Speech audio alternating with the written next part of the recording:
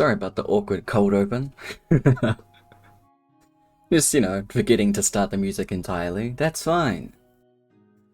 How's it going, guys? Hope y'all are excited for the dinders. Hey, Gremlin, you made it!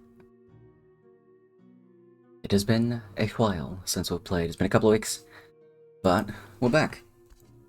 Gonna go through all of the things before we jump into tonight's game. It is session 91, holy shit.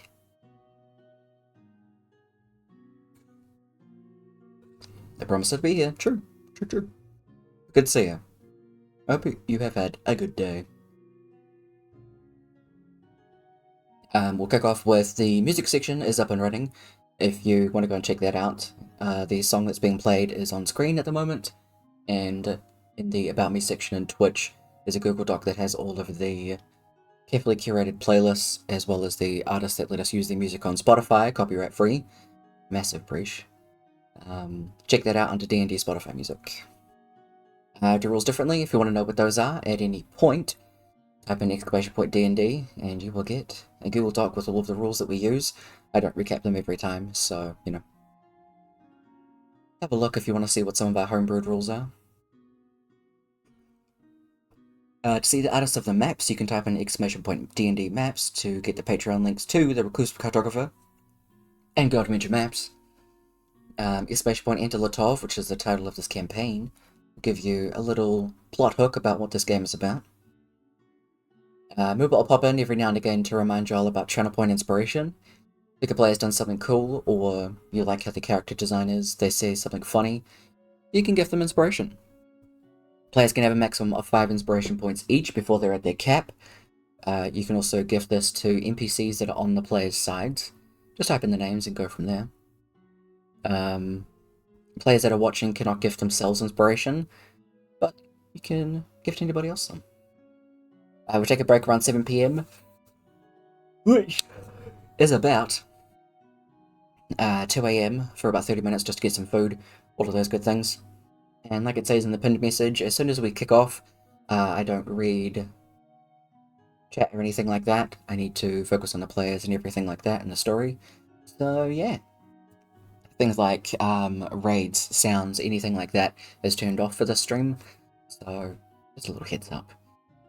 I'm glad you're doing well though. Spoiler alert, it's about trauma. Indeed. Indeed it is. Let's jump in with everybody. Oof. Camera's cameraing. I meant to fix my hair, but I didn't. Oh well. How's it going, guys? Hello. Hey. I don't know where my comb is. Just gonna do this and hope that that fixes it. Good enough.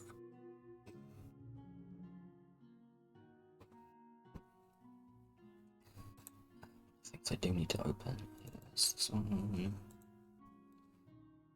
Check that up there.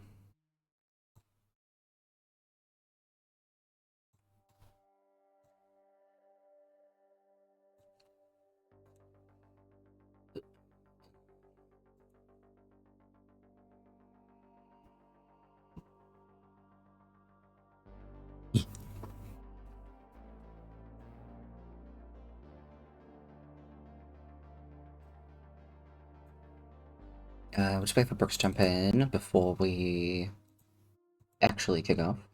This isn't the proper overlay, because, I'm the DM. No. Stop taking my place. Like,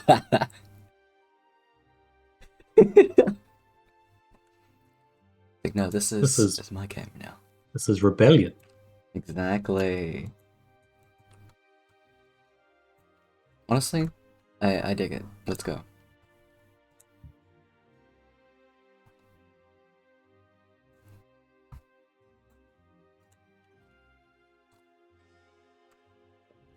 What we will do is we'll start the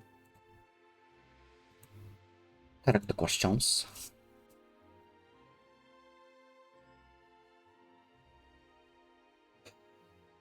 If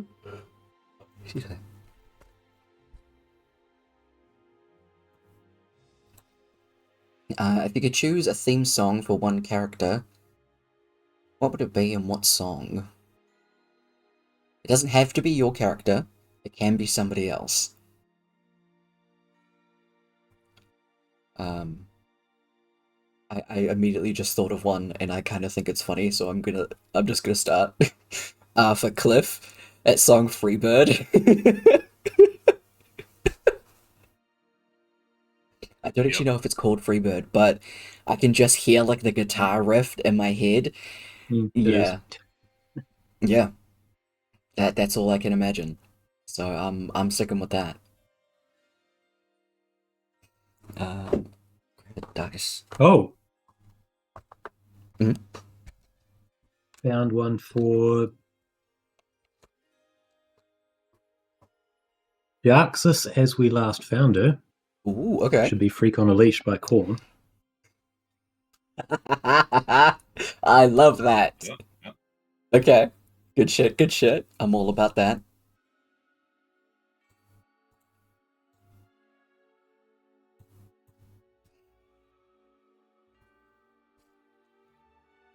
What do you think, Kev? See, that's the problem, is that like I've kind of done some of that already, and I cannot pick one song Yeah. for anybody. Like I mean, I you have a could do whole like a couple for couple, or you can do one for a couple of people. Yeah, absolutely. I've thrown a few in, like started a Spotify playlist for the twins. Yep. Several.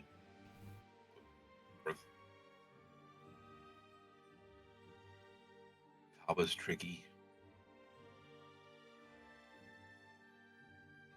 I'm not too sure. I can't think of one off the top of my head for cover. But I know I ECU know. posted a bunch of Oh, somewhere.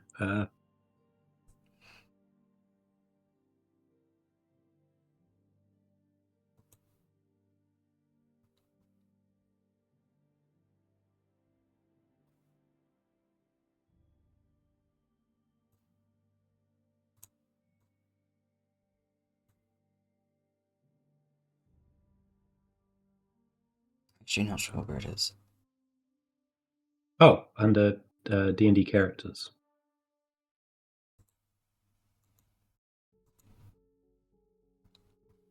Ah, it is too. Um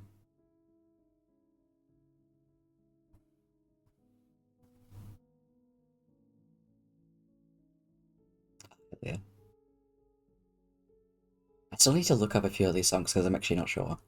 That I've heard a lot of them. Um I'd go with Living the Crash for Kaba. alright. Good shit.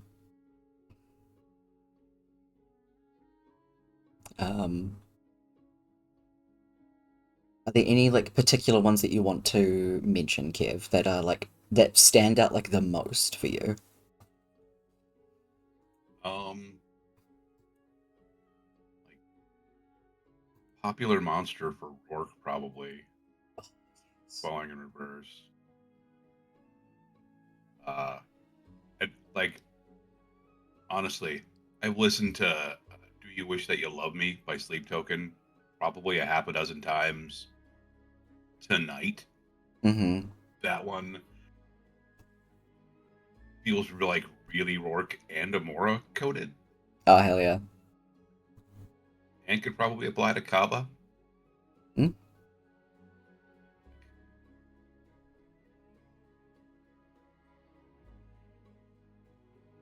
Okay.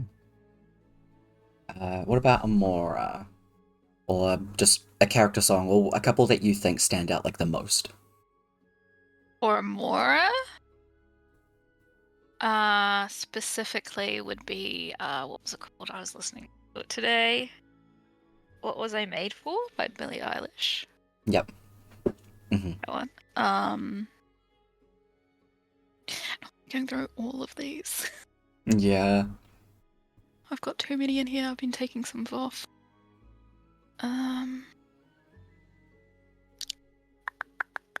One that I really love for River is Entertainment by Amber Run. I think that's a very interesting song for her. Because it's like, the chorus is just like, am I here to entertain you? Like, is that the only reason that I'm here?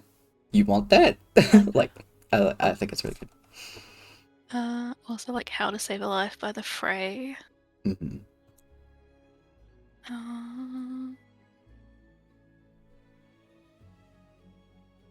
And probably Iris by the Goo Goo Dolls. Yes. Good songs.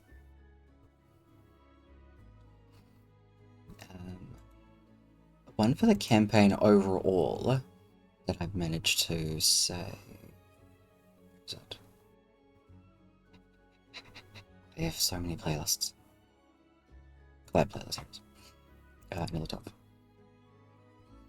I added it recently.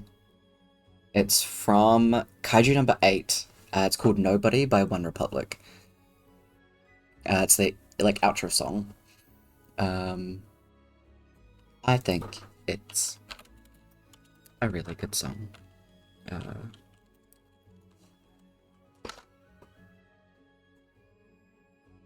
It feels very like collaborative, and that's why I like it.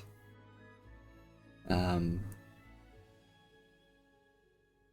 I'd highly recommend giving that a listen.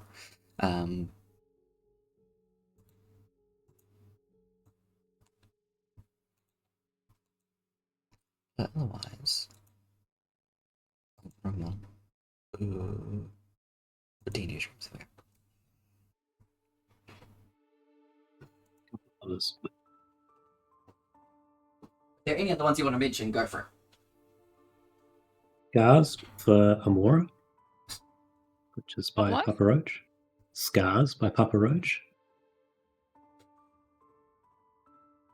And Sick Muse by Metric for Harvard. Ooh, interesting.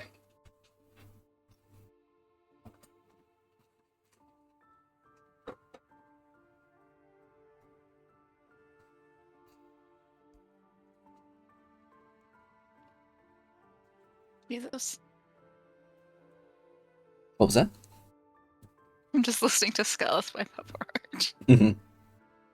I'm like, okay, Julio. No, I want to add it to the playlist. Nice, immediately. Can you think I of was one for trying to take Torvik? some off.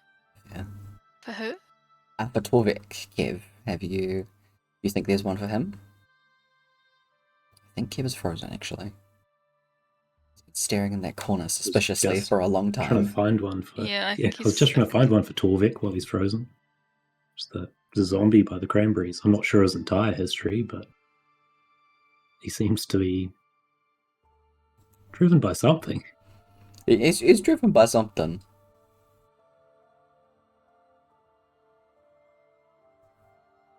Kev, you okay?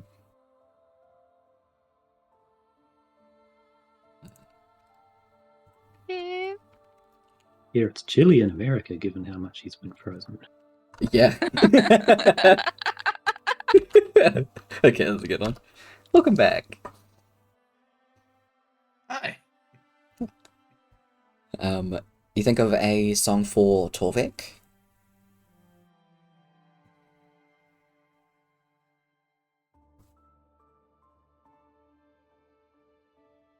Just to put you on the spot. I don't know. Yeah, I know. Ece I suggested... suggested, is he frozen again? No, he's back. Probably like, yeah. Probably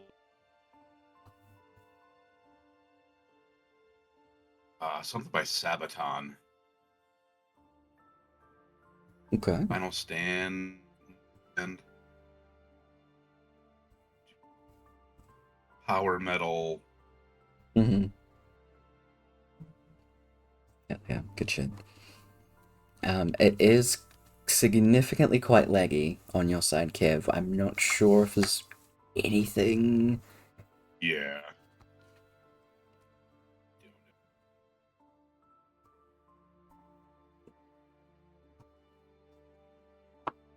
Do you think a restart would help? Maybe? Possibly, I restarted like before I jumped on. Okay. Maybe not.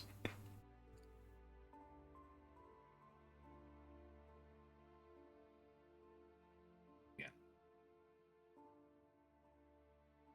Caught none of that, buddy. We've had like a ton of storms today, so I don't know Okay. if that's the issue or what's going on, but We can... I've been grouchy. Fair enough. We can see how it goes. If it is like too disruptive for you, like you can't hear anything that we're saying, we can try and figure out something to do. I'm not sure what, but I mean, if I have to, I can at least get on Discord on my phone. okay. Yeah. And then we can just have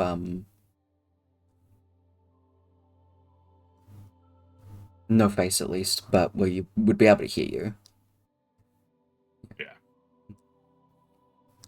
Yeah. But for the game, last session, session 90, the 18th to 20th of Drift Peak, 999Z, Dolo gets revived. So you guys took a trip over to Holbeck, yeah. And had some fun heartwarmingness with Dolo and her family. You made some plans to duct tape the multiverse. And also, you blessed the rains down in Oscar. I'm not going to attempt to sing that, I'm sorry. But imagine that I did.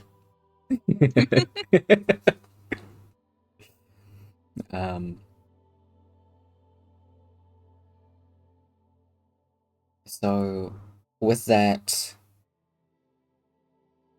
it is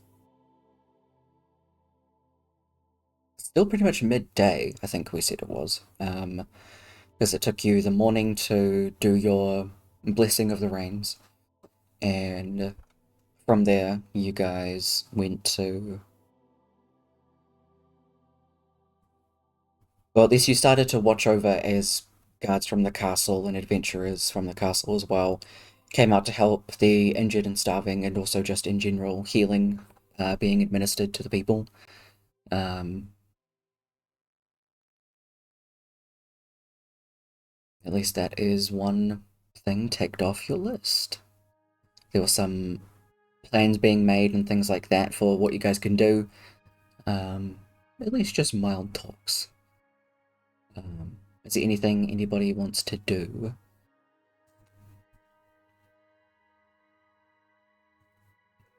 You have a mass amount of NPCs with you. As well as double of each of you. Harvard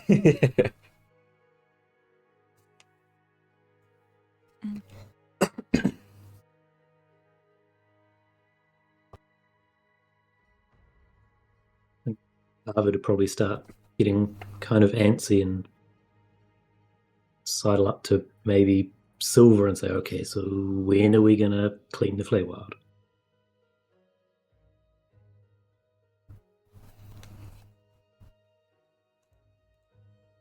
I mean, maybe when everyone's had a rest. You put them to sleep? Pretty sure I used some spells for this. What spells did I use? Ah, no. It should be sweet. I mean, we can go now if people want to go now.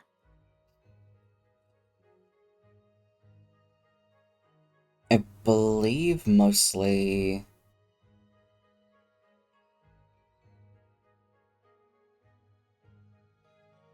And I don't think 2 higher spells were actually used by everybody, so... No.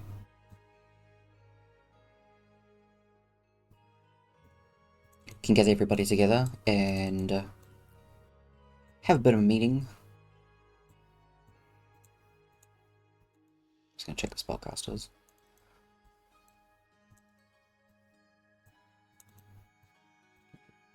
Light G. Yep.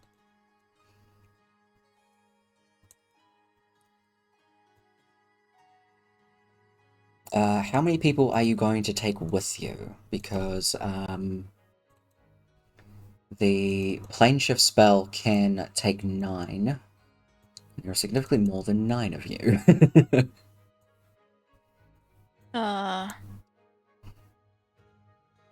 Well, we need the people with the gauntlets. Yeah. So you've got that at the moment, and you'll be taking silver and Arvid too. So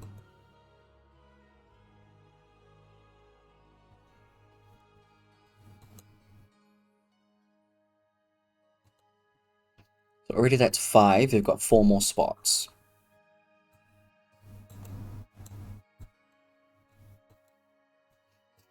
Shiraska won't be able to. She has to stay behind and start doing her thing.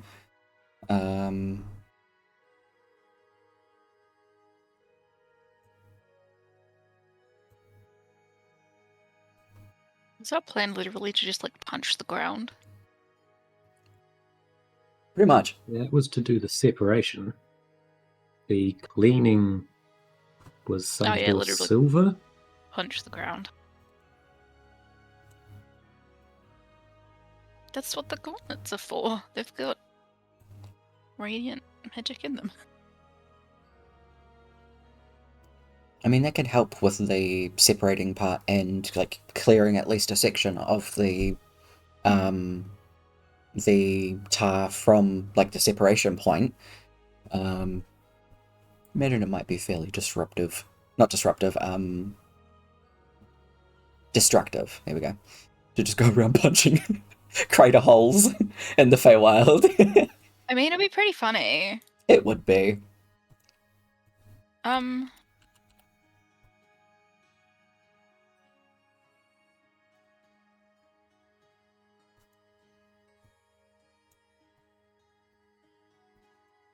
I wonder if we could do something similar like we did with the people, where we put like radiant magic into a storm cloud type thing.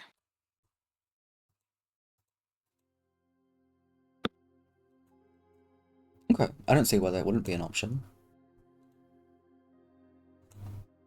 Or even like, is it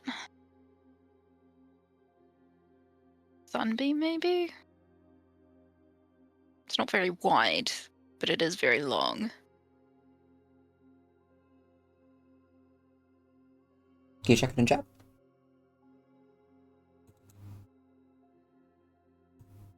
That might destroy a bunch of shit.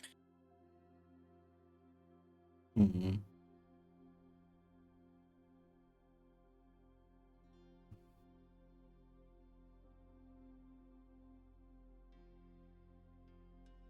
Or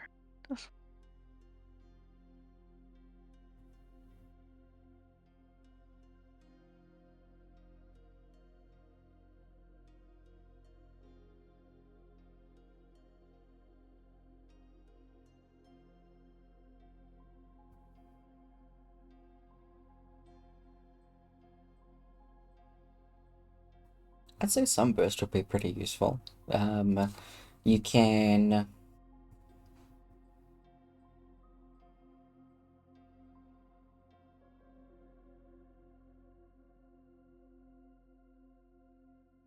I'd say depending on the caster, like Silver would have no problem with this.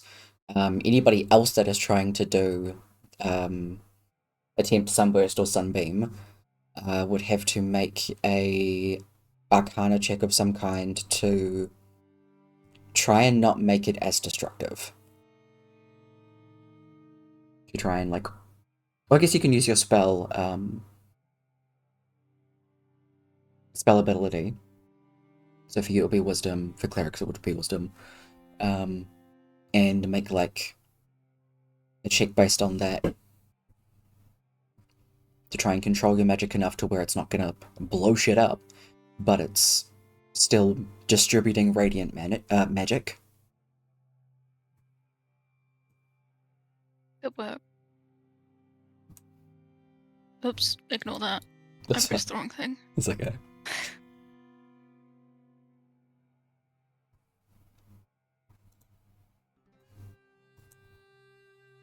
No, nothing happens if you cast it anyway.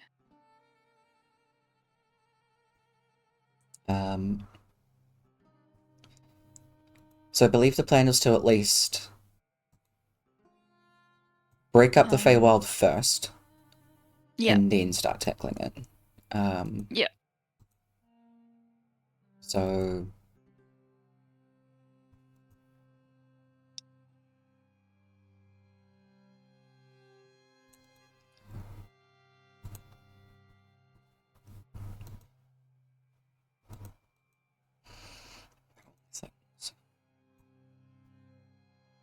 you do also have all the creatures that are in the arena that Garrick is still currently kind of like babysitting. If you want to do any kind of testings or creature-based things throughout the day before you leave.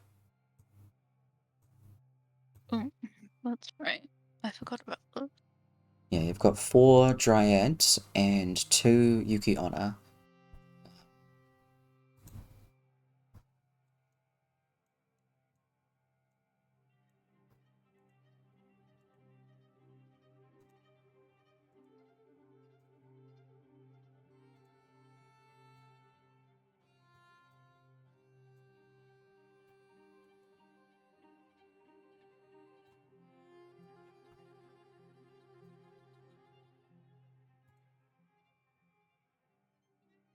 Realised I didn't have a token for I don't have Armandor. it spelled currently.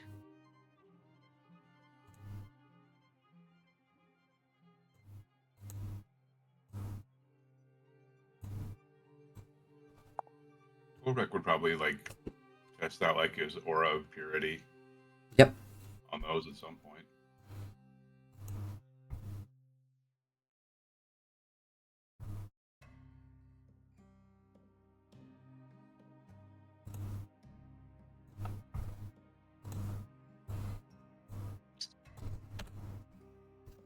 Spell.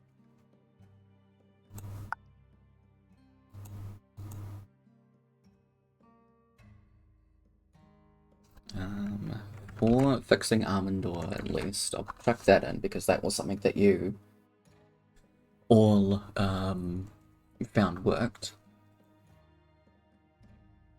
Hey, it's Cliff Gaming. Thank you for the raid. Welcome in. I want to try Aura of Life. I don't have it prepared at the moment. Mhm.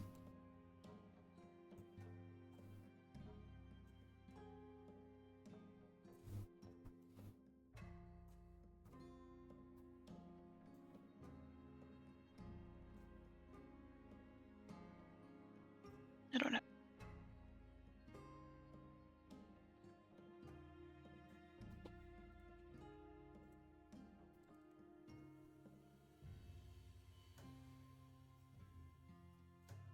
So it can definitely be something that you come back to. Because, I mean, they're not going anywhere and Garrick is looking after them. It's just a reminder that they're there, if you do want to do that. Oh, okay. Yeah. Harbour not covered actually have any radiant anything. So I'm looking for things they might be able to learn.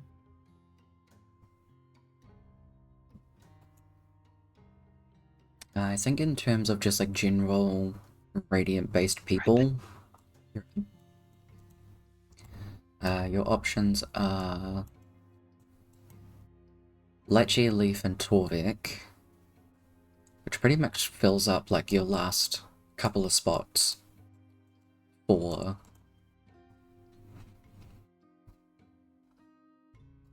oh no, sorry. You'd only be able to choose 2 of them. to take with you.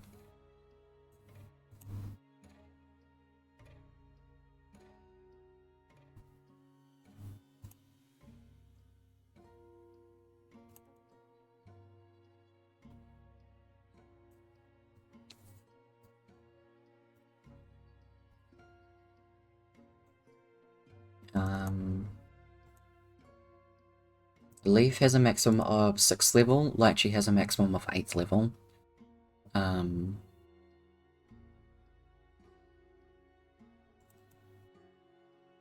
Quarterback's got a maximum of 4. Would Torvik want to, like, venture back into the Feywild? He would be more than willing to go help. Mm. Like, but if other people are going to be better suited, he wouldn't have a problem staying back.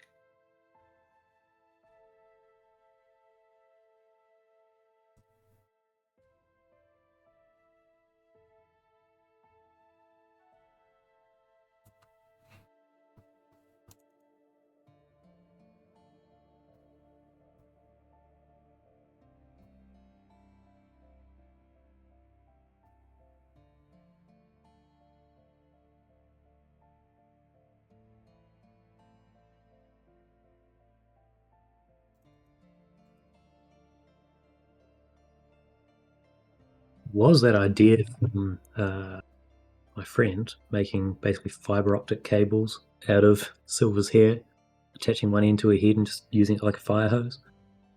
Oh yeah,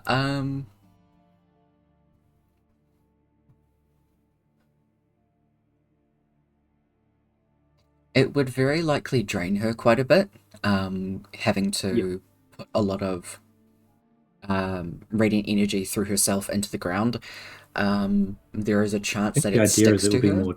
more targeted, or less energy for one spot than she would have to do otherwise. Mm. But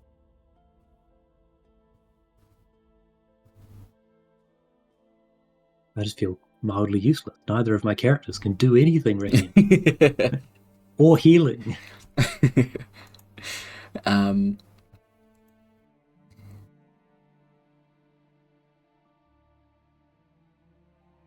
In order to have Leaf Lychee and Torvik, would Kaba opt to hang back?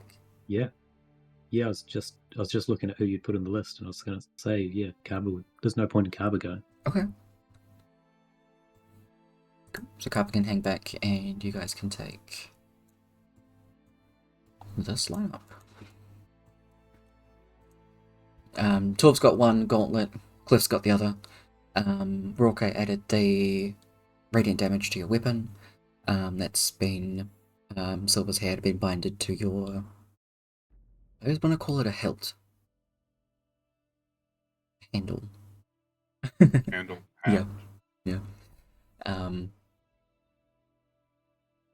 And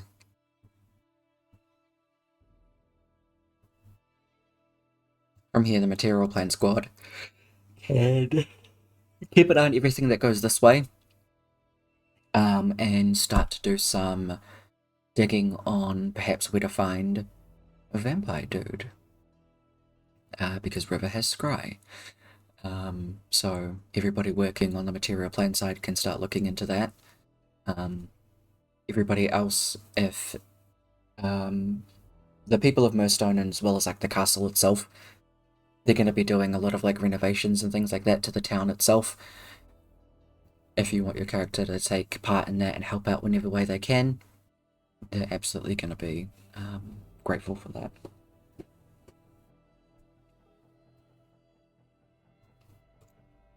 If there was a way for Kaba to help River, he would, but probably, yeah, helping out the town, doing the thing he actually is, carpenter. Yeah. Let's go. He absolutely does that, and it is very helpful. There's a lot of shops and houses that need patching up. They immediately get like a constructing team in, and they're happy to have you on board with that.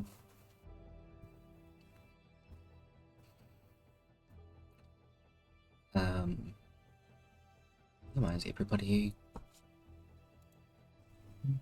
Possible. Hmm? What's Garrick up to? Garrick's still just hanging around the arena looking after things, isn't he? Pretty much, yeah. I'm going to say if it's possible to maybe leave some of the others if they were going to do testing of some sort. Carver could rope in Garrick with his stupidly huge muscles to do repair work as well. Yeah, That absolutely. feels slightly poetic. Oh, yes. In many ways. Dulga's more than keen to take over babysitting duty.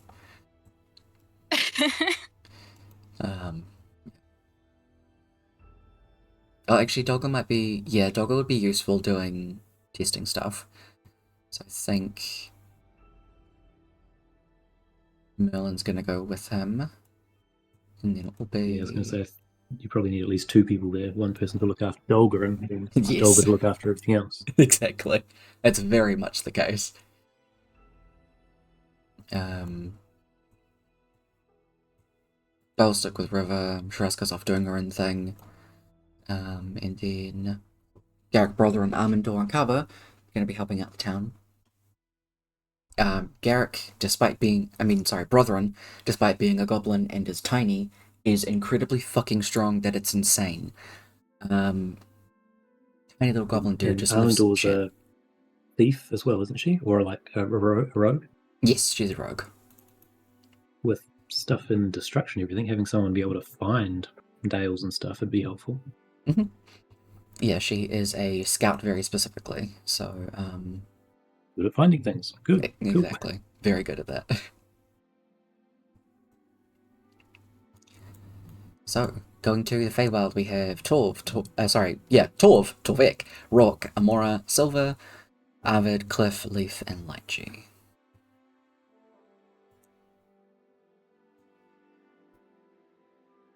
That you'll teleport. Who is using spell slot to get them to the Feywild? Silver. Cool. So let's just mark that off.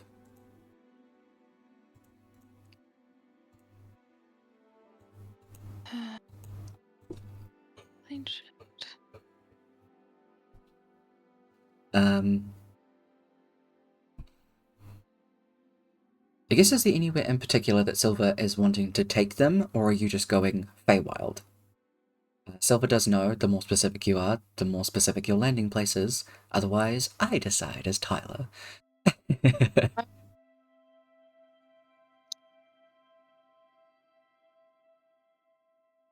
Did we find out, like, where would be a good place to hit?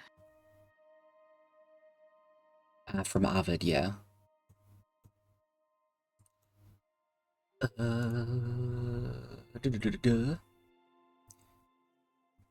I have this written down because I copied it down.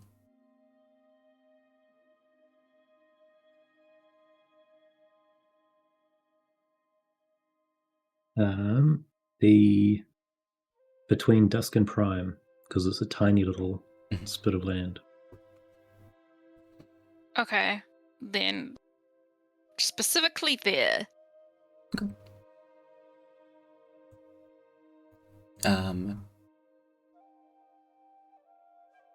You do some magic. So maybe it's the edge of the Dusk Court on the side of the Prime Court. Something like that. Okay, yep. That works great.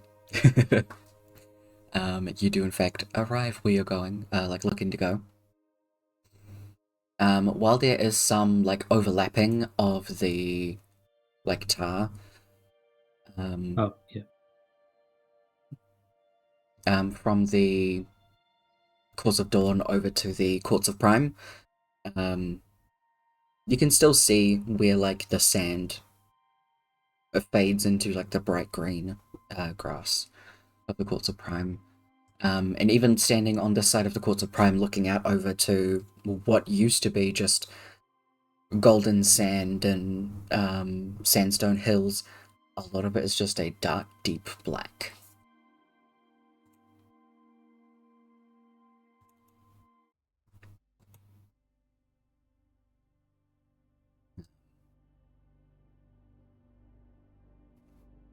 It is incredibly easy enough to get Rourke on one side and then Cliff like a little bit ways down. 2 strikes not too far from each other would be more than enough. How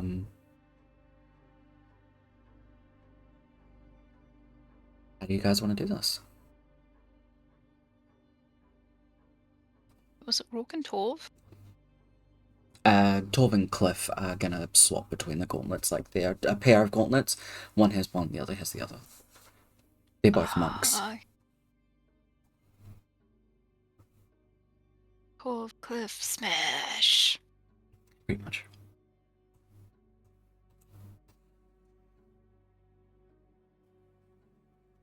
I guess more so, which side are you positioning yourselves on?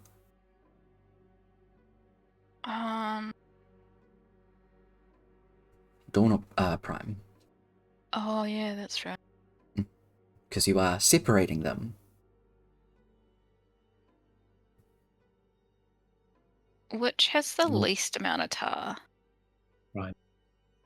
Dawn is Prime? basically completely gone. Prime then? Just so we can test out to see how successful we are. You do know after this point, the next easiest point is to go through the Courts of Dawn to get to the Courts of Dusk. That's the next easiest point. We'll also cut off the most corrupted section from everything else. But do we stay on Dawn then? Yeah, I would think we would want to stay to whatever is attached. And try and get Dawn under control.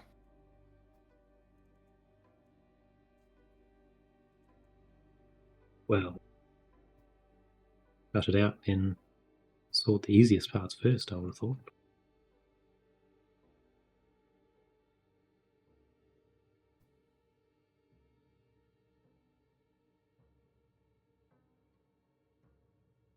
True.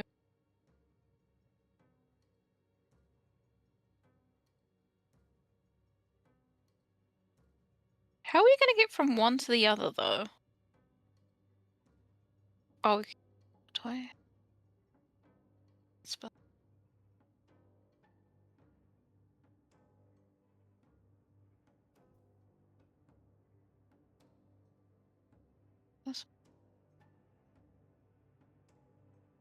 Oh, we use one. So go on Prime's side, do that one, and then go over to Dusk.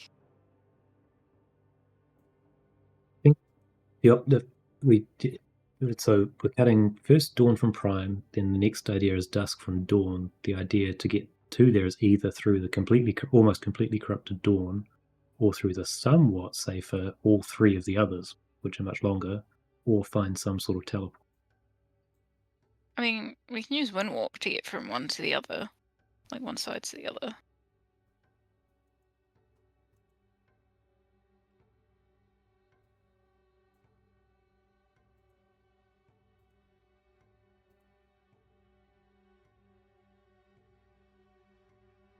So we can cut Dawn off completely.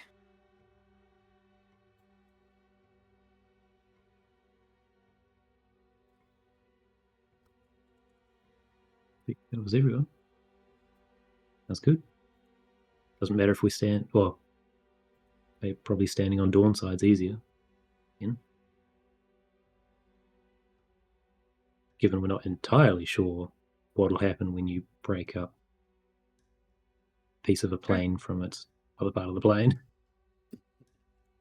Well, it was originally broken, so it should be fine. Yeah. Yeah, but these are like multiverse forces, and most of us are mortal. It'll be fine. Probably. 99.99% sure. Don't give Tyler ideas. Tyler has enough ideas on him by himself. I do. More help. Yeah. More the merrier. No. So what I will get Rook and Clip to do is make an attack roll against the ground.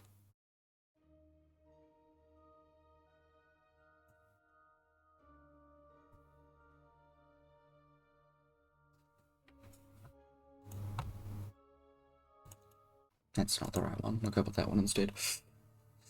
Okay. 23 and 29. Sick.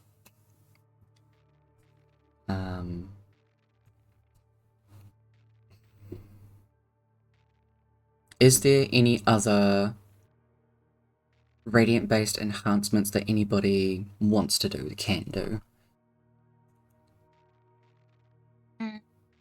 So look at the people that might be able to really quickly. That's my spook.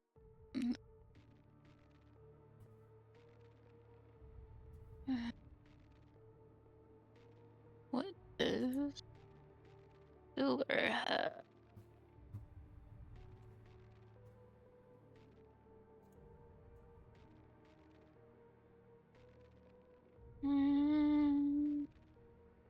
Was it?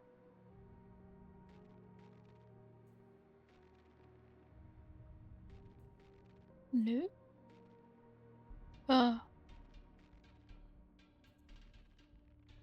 What if I covered one of them in just a radiant flame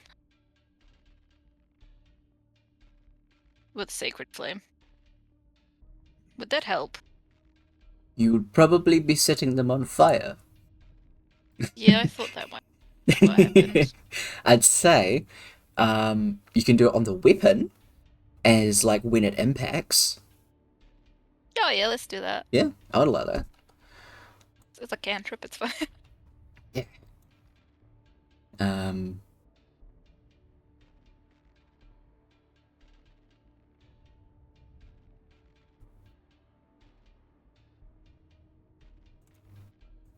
Lechy sees you doing this and is like, good plan, and does that with Cliff.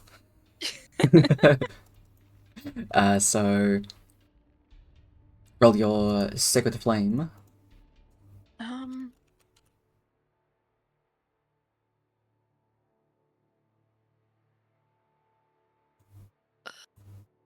Oops.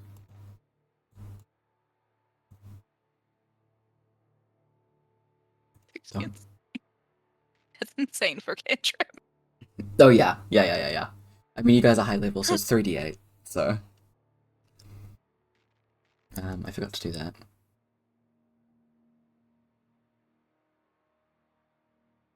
So where did I put the gauntlet?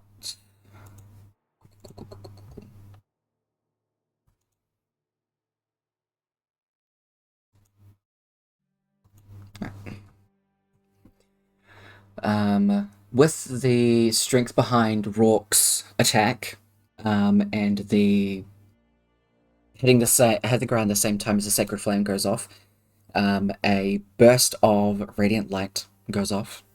You see it catch some of the grass on the prime side alight.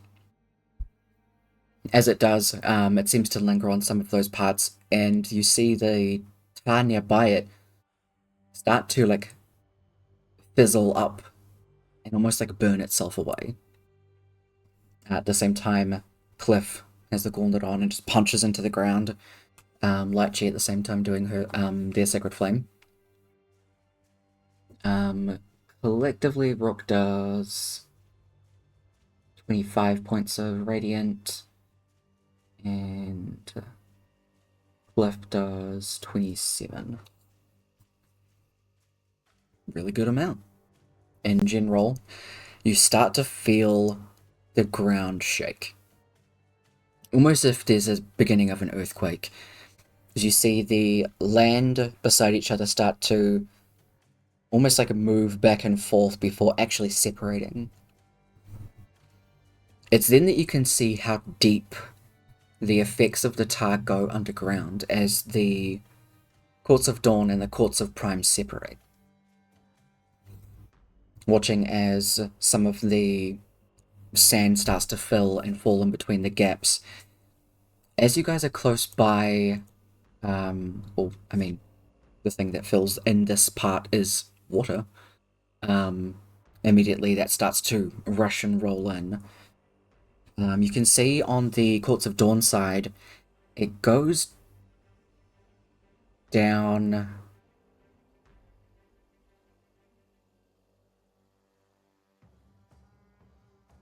I'm trying to think of any measurement ever that I can put into actual words that I can actually visualize, and I can't. I'm not good at measurements. It's deep. We'll go with that. Yes, deep. It's so deep Adele could roll on this shit. We'll go with that. As water starts to roll on in.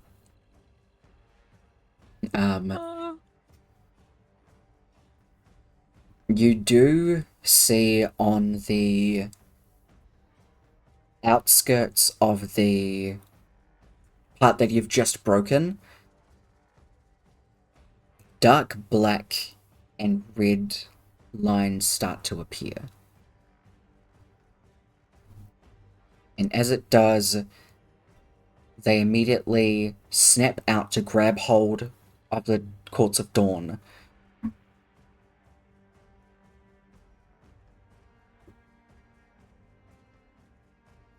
The deep red and dark black starting to try and pull itself back together as there is a fight against what you guys are doing.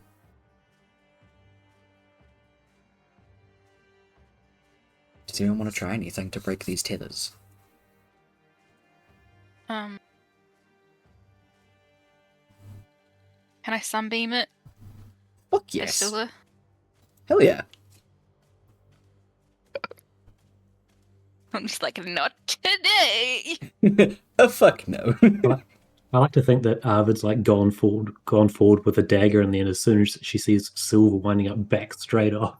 It's just like a one tiny little dot in the ground, like a little pinpoint laser that just starts to get bigger, and she's like, no. Yeah, nope. I love it. My new friend has a bigger sword. Yeah.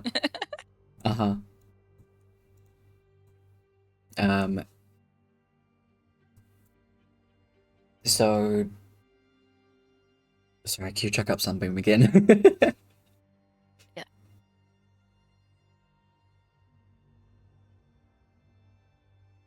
5 foot wide, 60 foot line. Okay. So you pretty much can cast it like downwards. In a point where it's just going to completely cut through this, and you see immediately the black like tethers get eviscerated immediately. You see the red is almost like gooey as it snaps and then kind of droops before being burned away. You do hear almost like a recoiling sound of someone being burned. But you have successfully separated the Courts of Dawn and Courts of Prime. Take that, you dick. You can see it does like burn away quite a bit of the tar from both sides as it was separated. It does do some destruction and things like that, so there's bits of sandstone that are broken and are falling into the water, but enough so that Leaf is able to use Control Water enough to make it show nothing completely drastic happens as the water rushes in from both sides. What I can do to give you guys a reference. I wonder if this will work here. Will it make a token? No. Okay. Give me a sec. Because I feel like this will be helpful.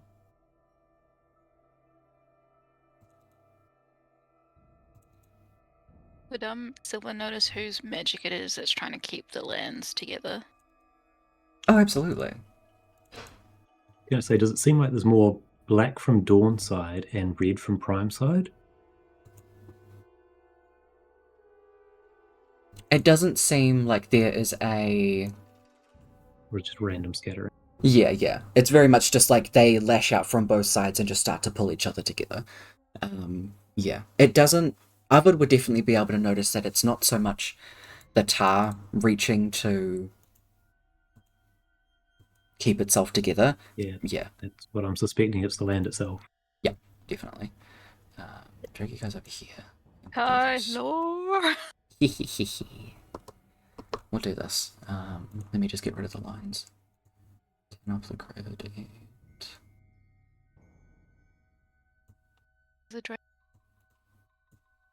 Oh yeah, he just lives there. Hey, Fred. Yeah, you're right. So what I'll do It's off is his tail once. And back pretty quick.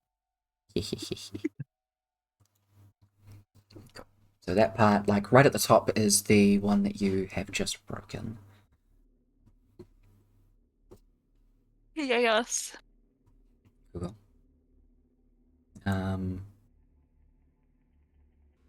From there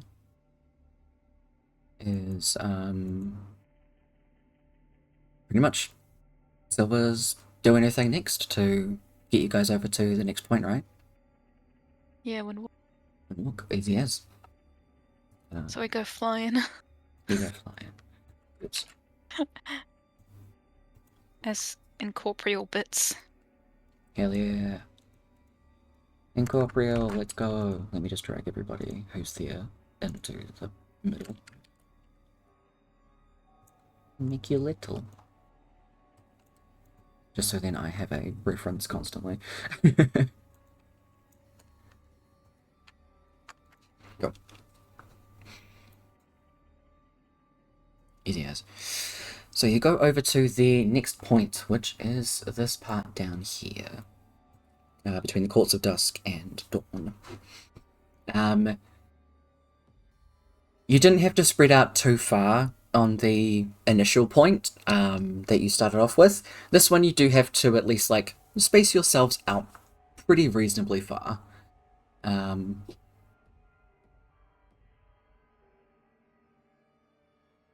Just to be safe. Torv goes to one far side of the land. Cliff goes to the other, and you guys get Rourke into the middle. Lechi will go over with Torv.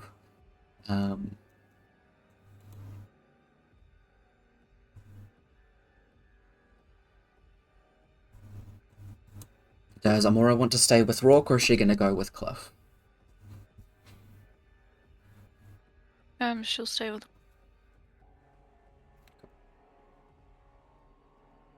Wee. Is there anything that Torvik would like to do to try and enhance in any way Cliff? Or is he going to hang with the main party in the middle? Leaf kind of turns to him to ask. He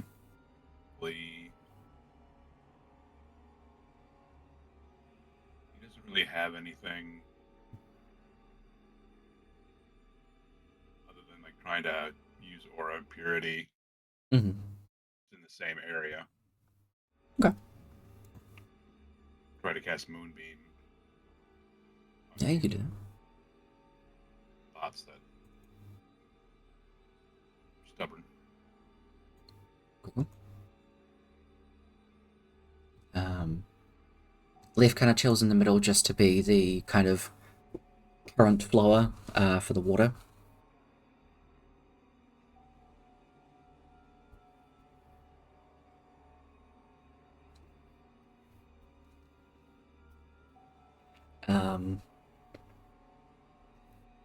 Is there anything that Arvid would like to do?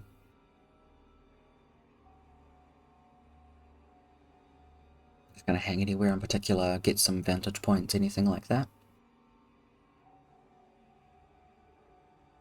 I think you're muted. Oh, yeah. Ah. I think she might patrol on the dusk side, just in case any sort of wild fae that like the Borderlands want to interfere, see if she can head them off. Okay. Cool.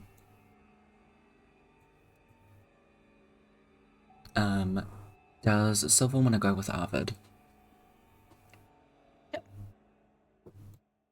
Cool. Wee. Easy as. So I will get some attack rolls from the boys first.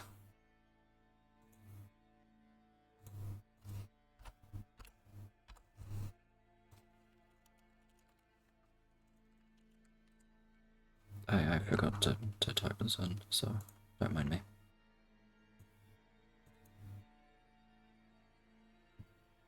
There's 12 here is.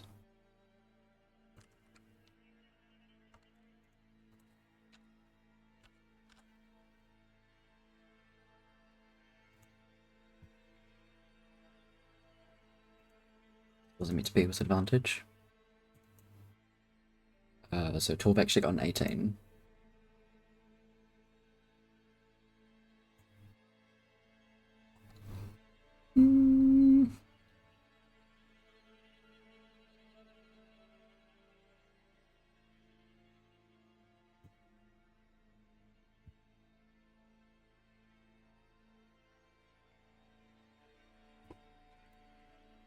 He is going to spend some key points to bump that up a bit just because he's unsure, using focused aim.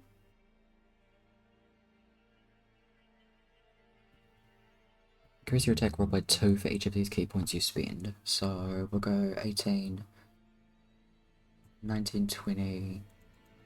We'll go 22 instead. So he spends a few key points to bump that up just in case.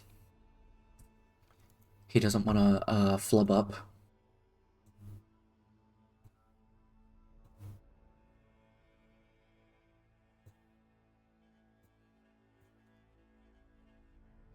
We'll get the supporting radiant damages, sacred flames, and or auras of purity, or moonbeams, whichever you decide to do.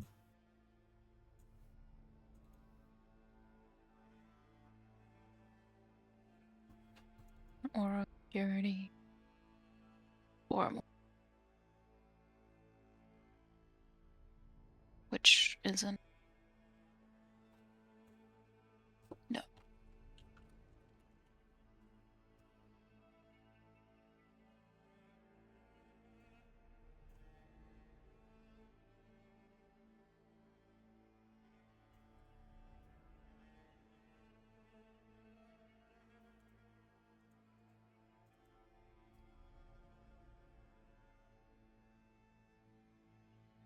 Sorry, what one is Mora doing?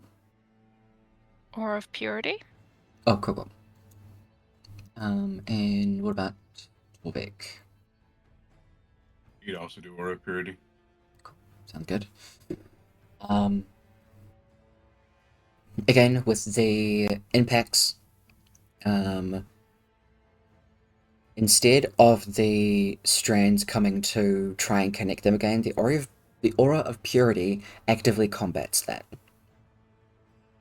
So you see like the tiniest little parts of them start to try and wiggle their way out between the crack that you form, but they don't get to make it very far because they hit the aura of purity and recoil.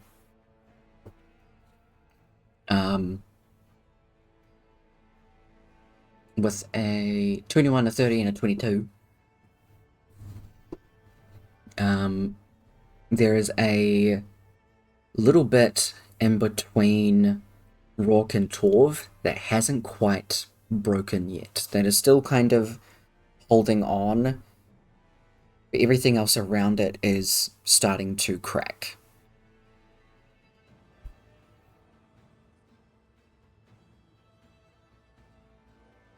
Is there anything that Rourke wants to try and do? He would probably just like hammer down, see the impact, see that another part is like still hanging on, and then just like jump over, wing down on that part. Cool. Make another attack roll. Nice. You all feel the rumble that is this impact. Not only does that part get demolished and buries like deep into the ground and breaks it apart fully, the part where Rourke impacts, there is a crater left. And you feel the Courts of Dawn start to bob as it starts to slowly drift out. As the water starts rushing in, with the water coming across on two sides, it is actively pushing the Courts of Dawn backwards.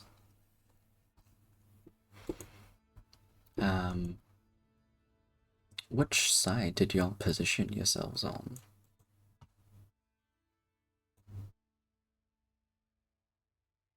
That is a good question. Yeah, well, I should have asked beforehand, but didn't. Would have said dusk. I think the dusk, yeah, would have been, since it would still be Oh, attached to the rest of the. Yeah, wherever The Walk fits. was. Easy enough. Everybody jumps into the ocean, and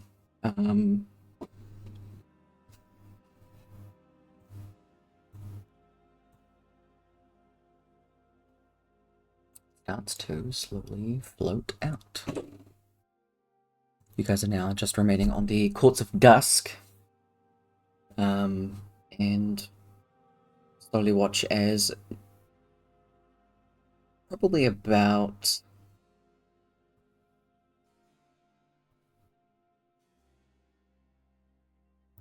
decent.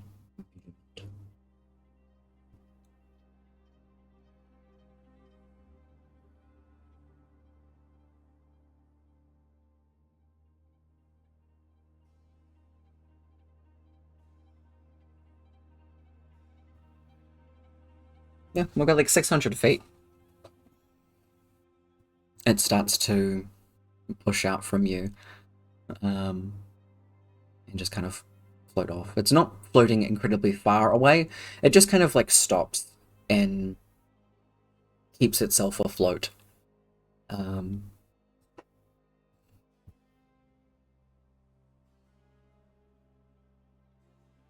Oh yeah, it's definitely a legendary thing to watch. He like, I mean, luckily Rourke is really fast, so he just like and leaps up. I mean, his thing is lightning, isn't it? Exactly. 60 feet around plus bonus to jump. Insane. But Get you really, really big anyway. Yeah. exactly. You have successfully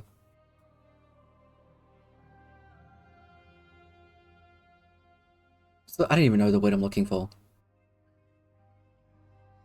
Separated? Thank you. Thunder. Separated the Courts of Dawn from the rest of the courts. Ava did let you know that the one that is going to be the most difficult is Dusk to Shadow. There is a mountain range. Not only that, the mountain range comes from dusk and goes over top of the join.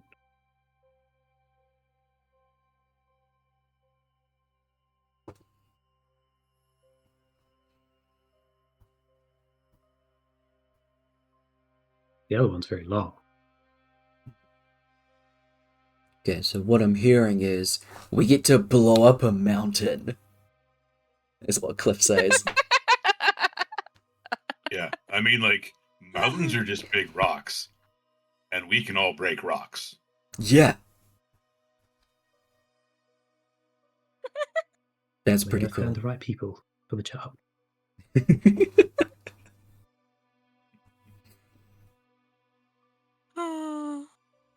I mean, how long can it take to destroy a mountain? A while. Or if I punch it like really hard. And Tov, yeah, and if he punches it really hard and I punch it really hard at the same time, that's like even less time. And then if Rourke does it too, that's even less time. That's like cutting a second into threes. Have you done this before? No?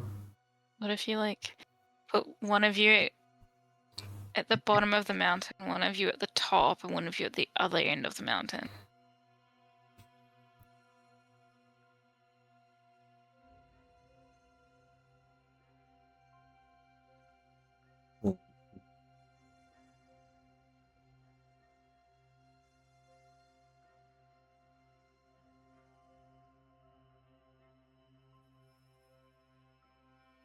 I mean, we can try it.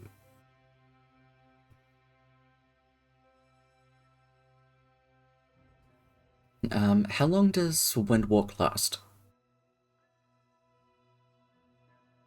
8 hours. So if you all drop form... But you have to revert back. Oh,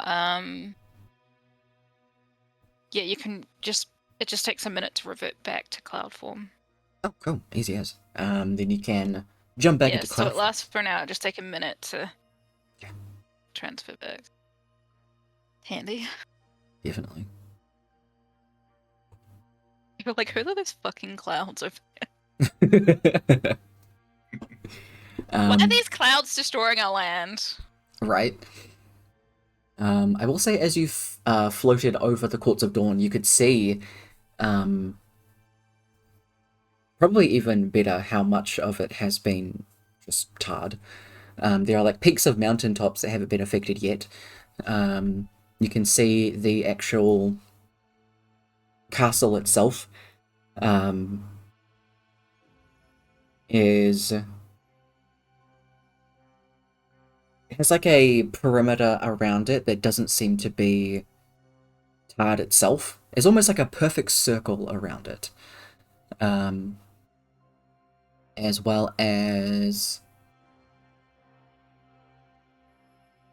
So everybody give me a perception check.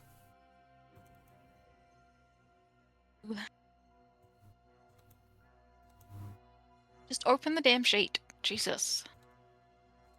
Perception. Perception. Some more.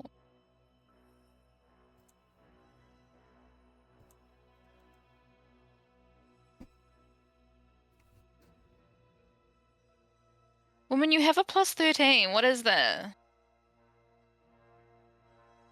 Damn.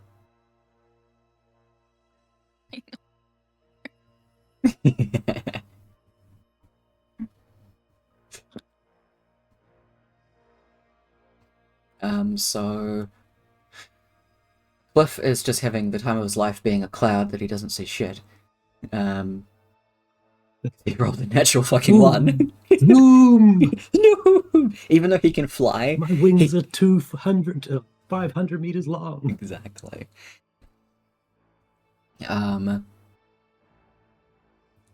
Rourke. Was that? Is that Lychee? Rourke, Lychee, and Torv are all just tripping out the fact that they're clouds and are like floating over everything. It also looks like the sand itself is almost just kind of like this glossy mass that's kind of like undulating. Super weird.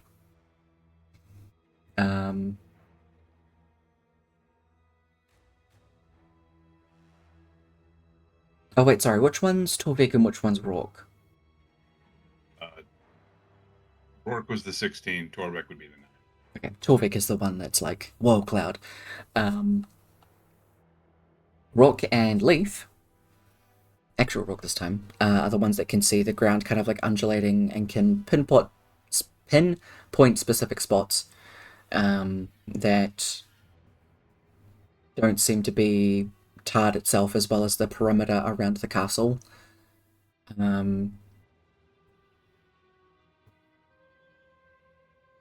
Amora, Arvid,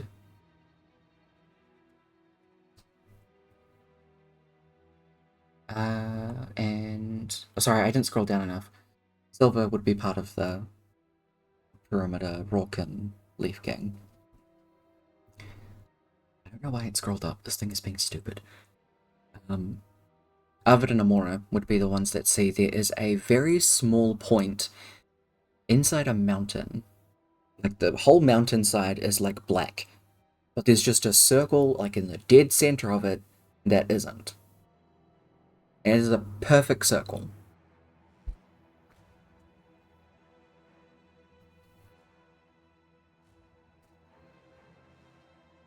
Just something you pick up when you go Seeing over. what I'm seeing. Yeah, I think someone's there. Maybe some of the strongest Maybe. remaining Dawn Fae? Check it out. Later.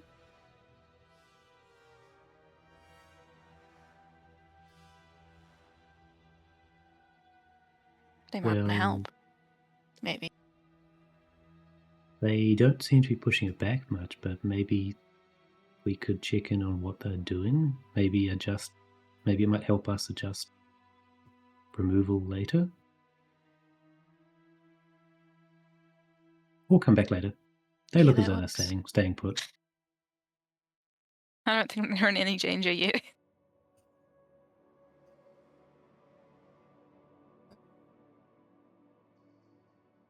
None of them were listening to me anyway, so to be honest, perfectly honest, I'm happy to leave them be. Mhm. Flying over the Courts of Dusk, you see there are... But there's not as much tar that is around here. You do see some, like, movement as you're flying across of just, like, packs of things. Different creatures moving along as units. Otherwise, there's just, like, idle creatures here and there.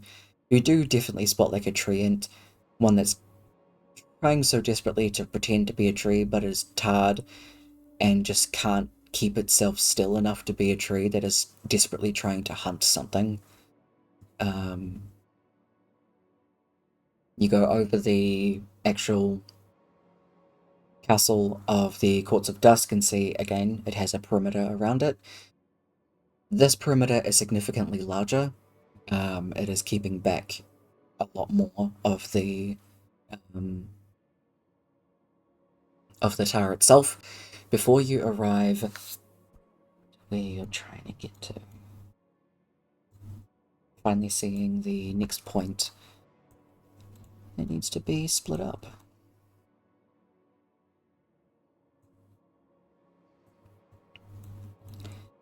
While it is reasonably small, there is that awkward set of mountain ranges that goes over onto the Courts of Shadow side.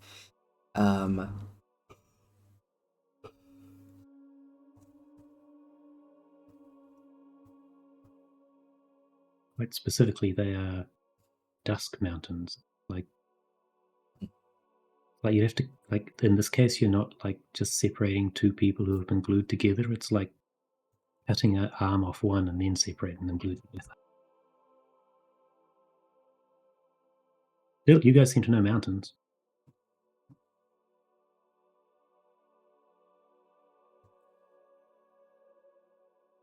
Well, there's a druid sect, right? Druids commonly have, you know, Yep. like moving earth spells. Perhaps some of their lesser druids would be able to give us a hand. There's some in the form of, like, cantrips, which only move 5 feet, so this would take a very long time. But I believe there is a larger based movement spell that could be quite useful. As Tyler tries We to found find it. them, got them to move the mountain while we did the other one, and came back after. You have to take a bit of time to convince them that they're doing their best to combat the ooze instead of every other fae that should be. But you have a good point. Do we know where they are relative to us? I mean, everywhere. They're druids. They pop out of the trees. Well, no, they have a... Not a house. They do have a But a location, home. but I've always found it randomly.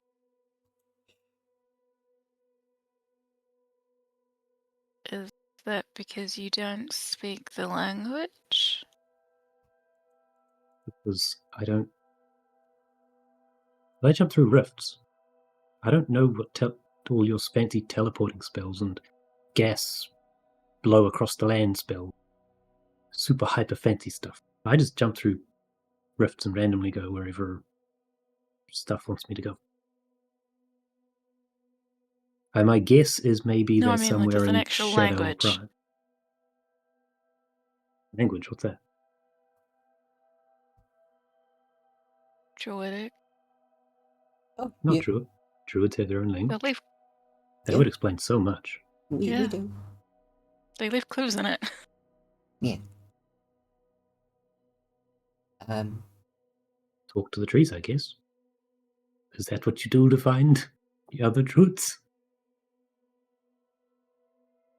I mean, I could No. try something. I don't know how well it would work, but have any of you been into the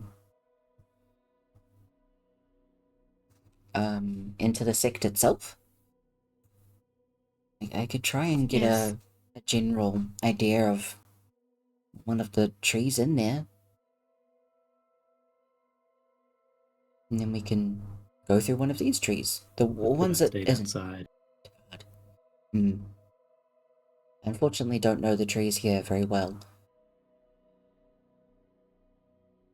Normally would be on a first-name basis to teleport through them.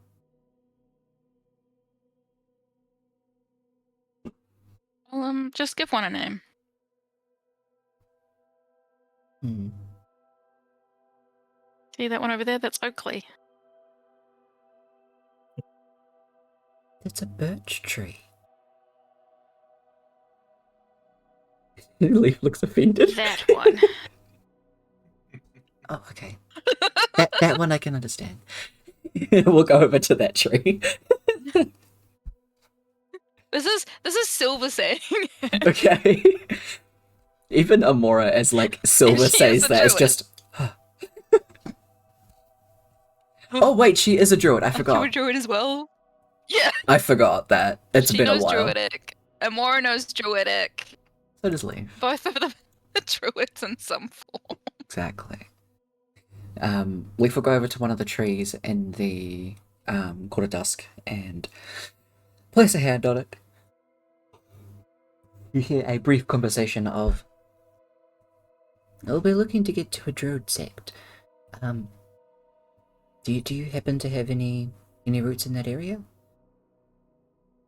Or know anybody in that area?" Oh, that would explain the pull, actually. Okay. Would would you be okay with opening up for us to go there? Thank you. I appreciate that. Also, is your name Oakley? I'm glad you like the name. Okay. Well, thanks, Oakley. Come on, guys, we have 6 seconds. And Oakley opens up. Thanks, Oakley. Nice. You hear like the creaking of wood as you pass through after you say that.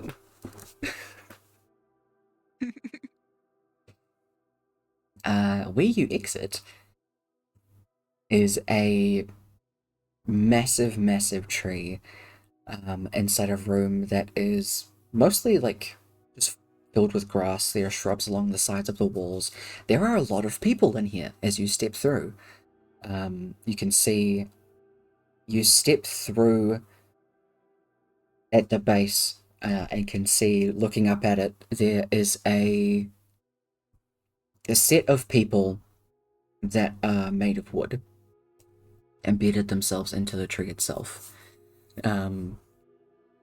a tiefling woman, a dwarven person, and a dragonborn person. The tiefling is standing at the front with the dwarf, and then the dragonborn standing behind her. Each of them wearing things that you have seen on the Zither, Harpori, and Dolra. But on these people, so you can identify each of these people. It's very easy to see as you walk past. There is a plaque nearby that says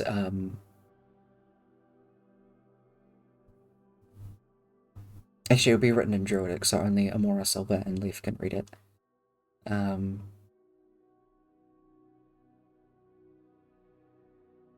It says, "N." What does it say? I'm trying to think of something.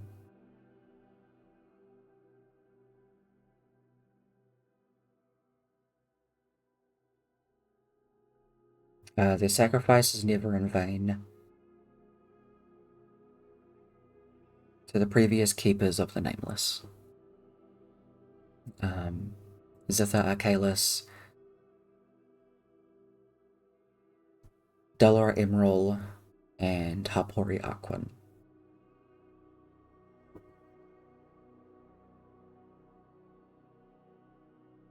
See a bunch of little people just roaming around.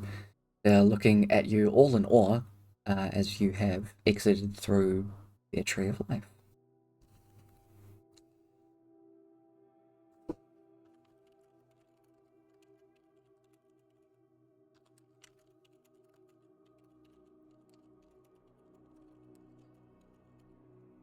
That's the spelling for you. Emerald is a bitch of a name, so I apologize.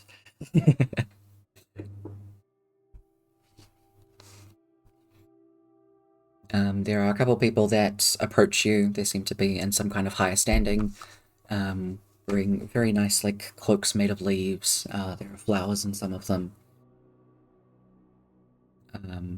Travelers, we do not normally see people pass through the Tree of Life. Is there something we can help you with? Yeah, we need a couple of mountains moved, and you're the best people we know of to do it.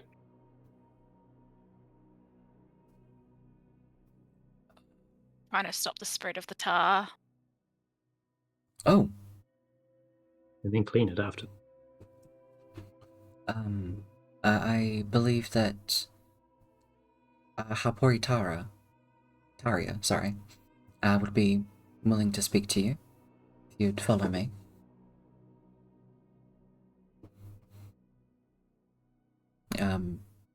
Upon seeing all of you guys, Taria does recognize a couple of you, and you recognize her.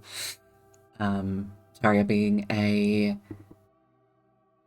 half elf, half Triton woman.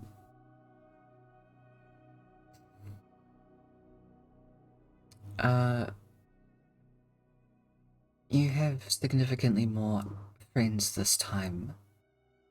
Hello again. I believe that Wakes is still in their office, in their laboratory, if you are looking to speak with them.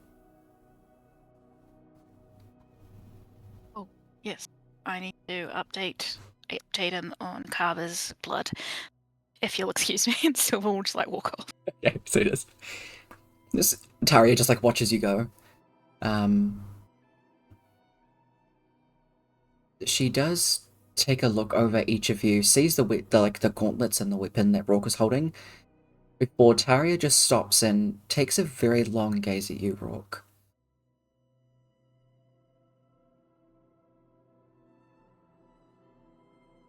Hi. You are much different than we saw you previously. Much so. Oh, yeah, I got taller. Much more so than our first encounter. You seem lighter. Congratulations. Oh, yeah. Yeah, the evil possessed half of me got separated, and then eventually we killed it. Interesting. That's good. That is good. Yes. Like full disclosure, that part is kind of part of what happened here, though. Sorry. We are aware of this fact. However, we hold no malice towards you. Oh, cool. Something about moving mountains? Yeah. Mhm. We need the last of the dusk mountains that are covering shadow to be shifted back to dusk. Would this have anything to do These with... ones over, the 4 muscle ones over there, just want to punch it all to death. We figure it's a nicer option just to have them shifted. You're the people for that. We do have that available to us. You wouldn't happen to be the cause of the earthquakes that we had been feeling, would you? I'm not. Mm-hmm. Your They are. muscular friends. All of them, like, flex.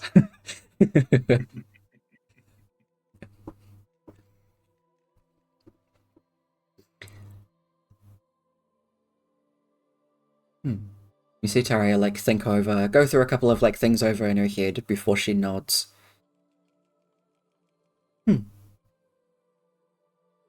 Make it a lot easier to deal with if they were in sections. I like this idea. We'll collaborate with you.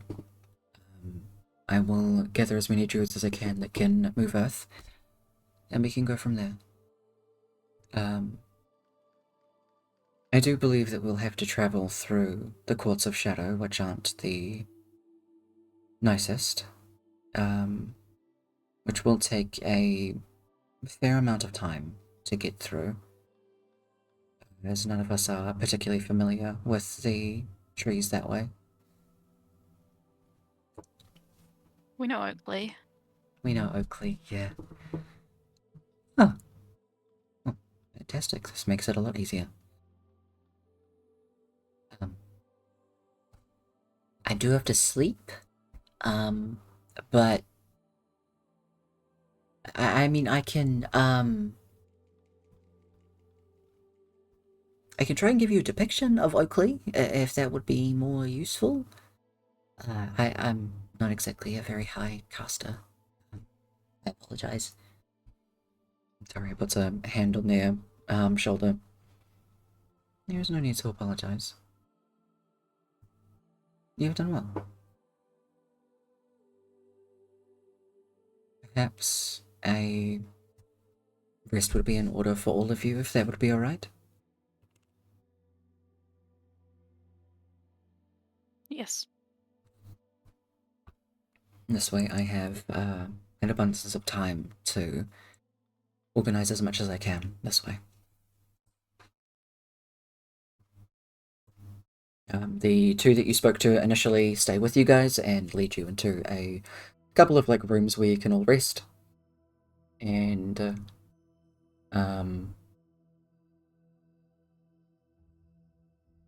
Haporitaria goes to start taking care of each, or at least bring up a bunch of druids that can move earth and things like that.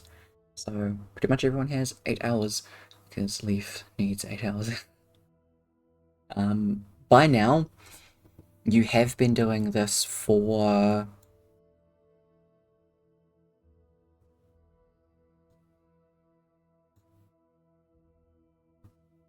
I'd say it's been like 2 hours. Even with traveling and things like that. So I need to keep track of how long you've spent in the Feywild.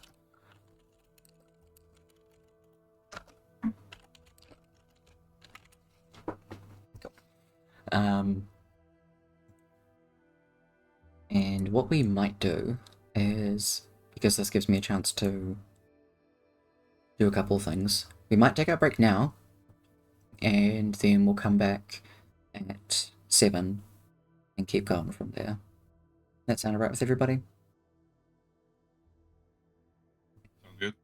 Cool. So we'll have a 20-minute break, and we'll be back after that. Cool. So, we will be back in a little bit. Thank you again, Cliff Gaming, for the raid. We appreciate it heaps. I will do some scrolling. The session's going really, really good. I am very proud of my players. We've been playing this game for so fucking long. And now we are breaking out the Feywild. Bringing it into 4 pieces individually. Thank you as well for giving the heads up, Gremlin. Appreciate it.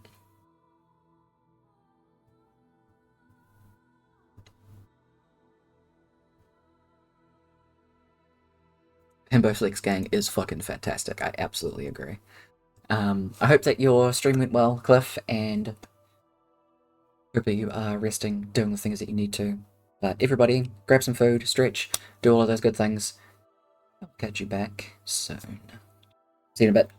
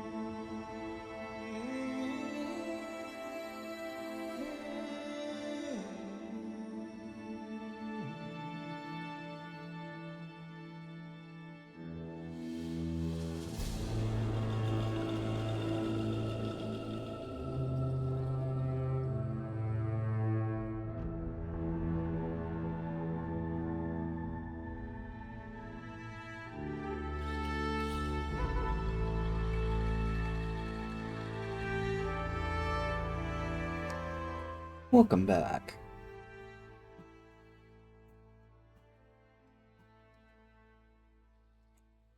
So, you have 8 hours to chill in the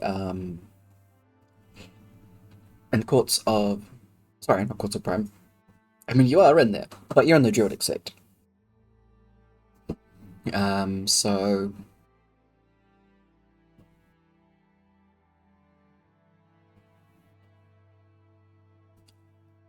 Leaf and Lachi's gonna rest as well, just so then Tyler can swap out some spells for them. But if anybody else wants to either rest and swap out spells or do anything in particular with their time, feel free to. I guess, is there anything that anybody wants to happy out or chat or anything like that? I would probably go out to find whoever in the druid sect she normally got along with and let them know all that she's up to. Yeah. In terms of actually doing things about this time. What she's been up to, spreading that sort of information. Nice. There's definitely been a good few amount of druids that have connected with you. While they've been out on scouting things around the Courts of Prime themselves, you've popped out of rifts in front of them. So probably about like the third time it happened to the same group of people, they got like suspicious and actually like started asking you questions. The other times they were like, and we're going this way, and you just like turned and walked away from each other. They don't want the information. Good. But you now have a pretty good rapport with this group of them as you chat to them, giving them the updates. They do mark some stuff down to be able to hand on some information to Taria. Just in general about what's actually happening with the Feywild. They've all been very concerned and things like that, but the information is very useful to them, and they thank you greatly.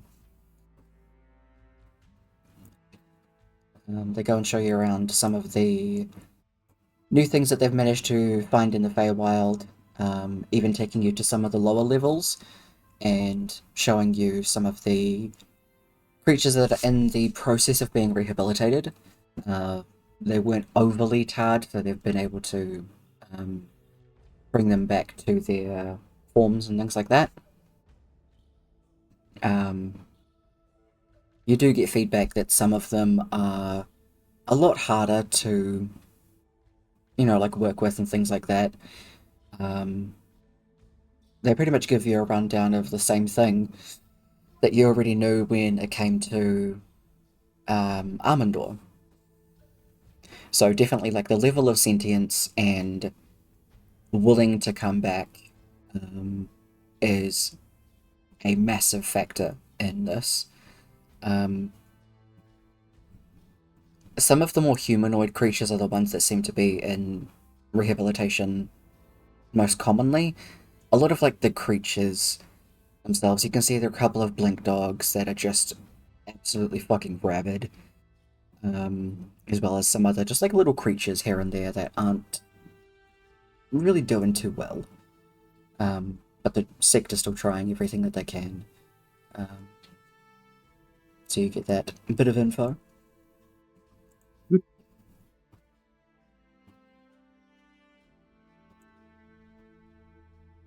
Silver form, is it weeks? Wakes.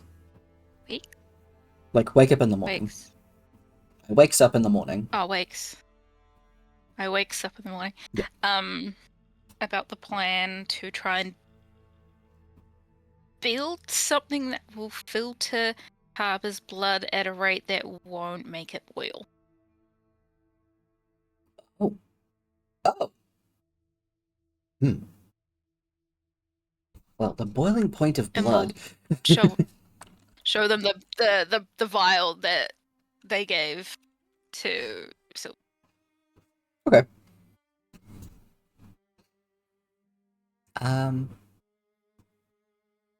Wait, who was building? Dolga. I think you were getting Dolga's help because Dolga's he's not an here. artificer. Yeah, artificer shit. Wake starts to give you like a bunch of different like numbers and things like that about like the boiling point of blood. I googled it, and apparently it's 100 degrees Celsius or 212 degrees Fahrenheit. That's pretty hot. That's pretty hot. Like, God dang. that's a pretty hot temperature. Thank God, it takes quite a lot to boil our blood. That's all I'll say. And Wakes does a bit of like quick math and gives you kind of like a couple of variants to start at. Like, you can try this much light, probably like a. He gives it into. He gives it to you in percentages. Because obviously we know that 100 is too much, so I'd probably start off around like 37% and then maybe just slowly increase in increments of 8. And like it just starts going on about like things like that. You have more blood. Oh yes, I took quite a few. And opens up like a tiered suitcase, opens it up, and there are just vials of blood, in like full blood to most like river Styxed blood. So there's about 4 tiers in there. So all blood, full Styx, mostly Styx, mostly blood. Take your pick. Probably won't take full blood because that's already fine. But we'll take like a couple of vials from each of the other one. Yeah, absolutely. We'll also give you a notebook. Please try to record the amount of like light that you're putting through, so then I can well, we have a point that we can reference at least, and then go from there. Okay. You see, they go over to like a massive tome that is nearly finished, actually, and Wake starts to write down a few more things before heading back to like Kava's big jar. You can see original Kava just like suspended in there. Seems pretty chill. Everything like that seems totally fine. There are a couple of other like massive bits of rock, and there's a bunch of moss in the corner that seems to be growing. And let's see, there are a couple of other like Pokeballs. We're calling them Pokeballs, I guess. That are in the process of being made. I don't know what else to call them. Kava balls. Kava balls. Probably not. Ready-made Kavas. Mm-hmm. Kava to go. Kava be here. Kava to go. I like that one. On the go, Kava.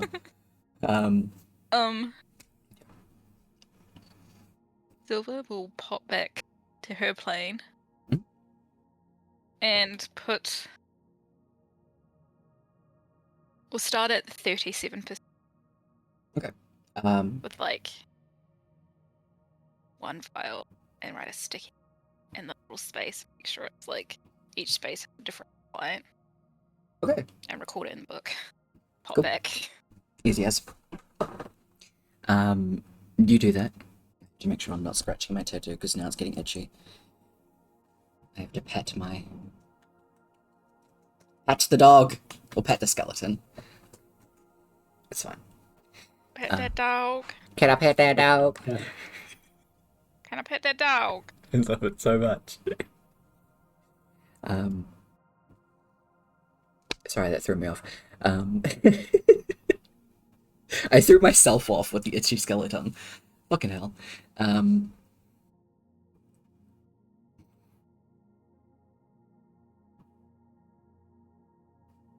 You see that the massive tome that Wakes has been writing in is just all of the notes that he's come across, like working with Kaba, like working with his blood, working like with the river Styx, everything like that. And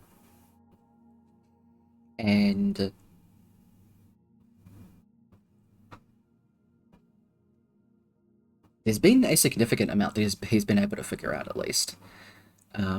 Whether or not all of it is usable, he just seems to be writing all of it down. Yeah. Mostly using like Mage Hand to deal with anything that is the River Styx itself. Because yeah, you can tell he just really doesn't want to forget again. Yeah. But is that all that Silver wants to do?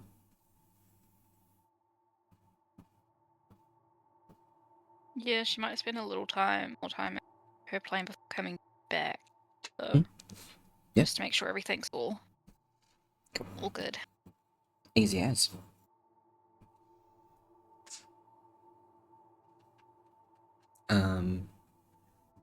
Give me a perception check. Silver? Yeah, Silver. Come on, woman, you're meant to be good at these. You know, I'm gonna re-roll that. I have enough inspiration. Fair enough. You rolled a 5. Thank Holy you. shit. Okay, much better. I know. 17's much better. So you start to see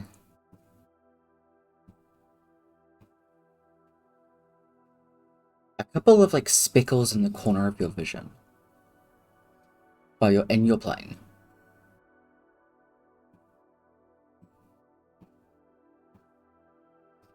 And you start to feel a bubbling pain on your side. As you like lift up to check, you can see along your like ribcage on your left hand side is a deep red and black bruise starting to form. It's not.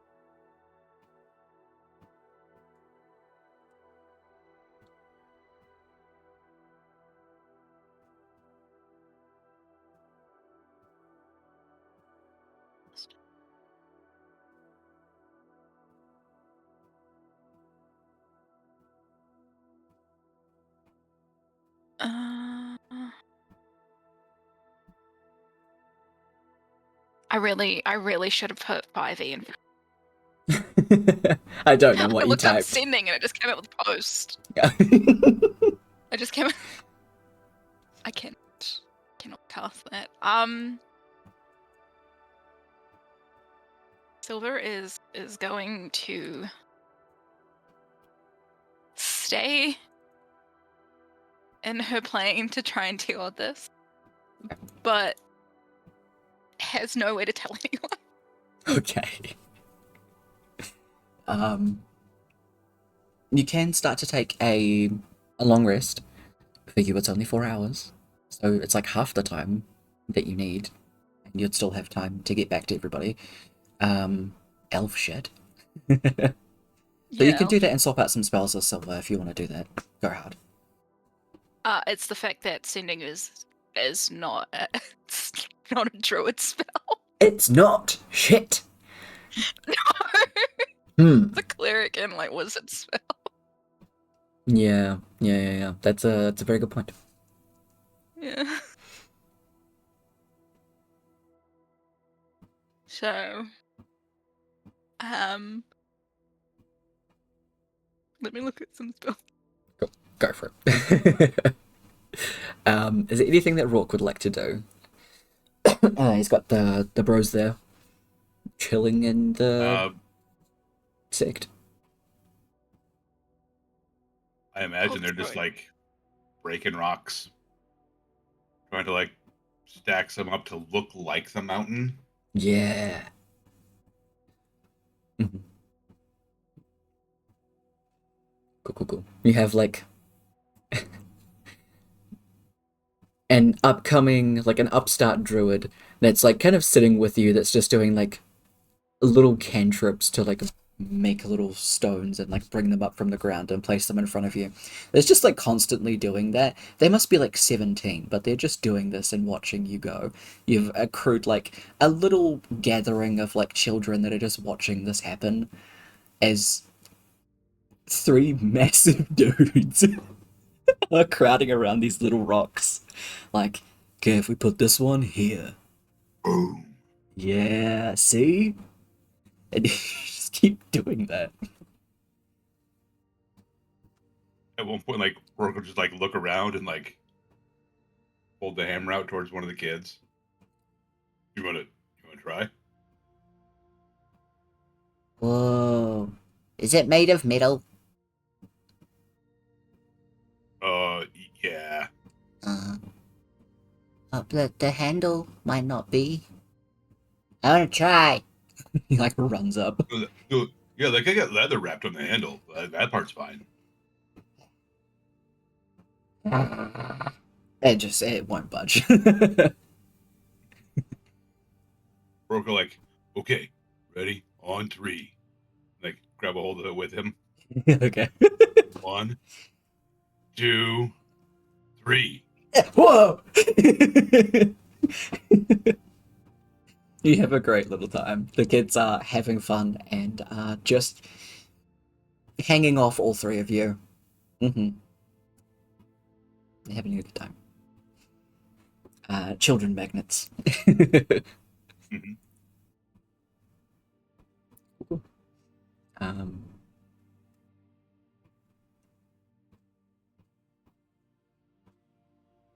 I would Arvid be like wandering around after talking with the people? Oh yeah.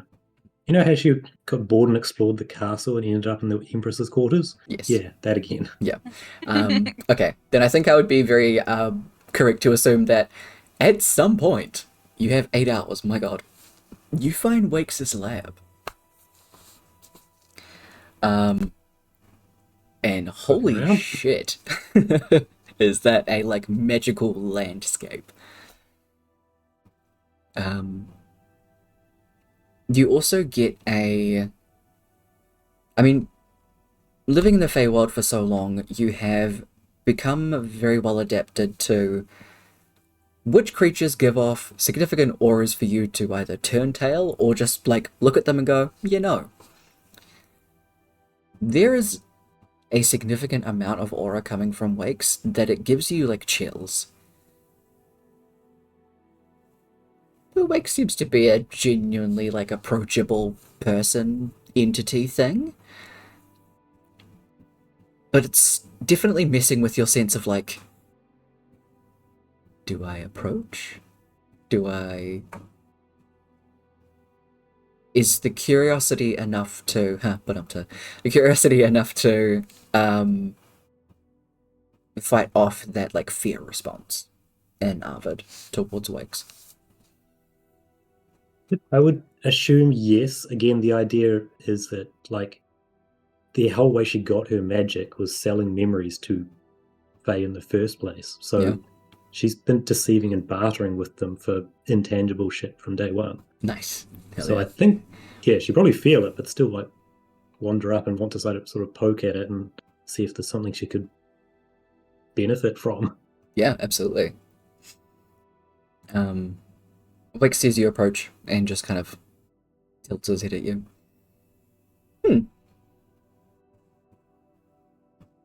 Well, you've been roaming this place for a while, haven't you? So have you. Holy shit, dude. Oh, yes, I have indeed. Like, leans down to like look into your eyes and is like, you are the most fascinating creature I've seen in quite a while. And I have a person in a jar behind me. Yeah, I was about to say I doubt that. That person probably accumulated your curiosity a bit too much, I suspect. Oh, incredibly. I lived in his What are brain you for a doing while. to them? Was it comfortable? Quite goopy. Nice view, though. views. I'll consider it at some point, maybe. It's worth a shot. Try anything at least once. Yeah, well, to a point. Ah. Mortality does come with downsides. Right, mortals. Correct. Anyway. What are you doing to him? Well, this fellow has a case of the sticks. In case of this, and points over to, like, the blood vials. The river Styx seems to be coagulating with his blood. So much so that it is burning him inside out. Rather painful. Destroying memories, things like that, and I have been trying to figure out why.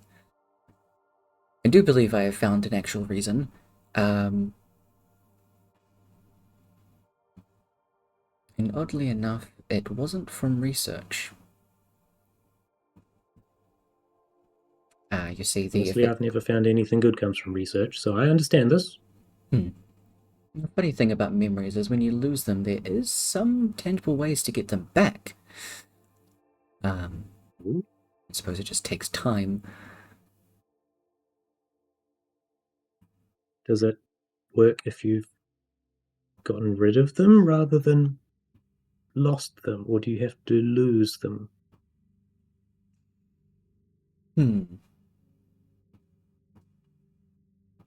Lose them in terms of giving them away? No, you can never retrieve those again. Those, Damn it.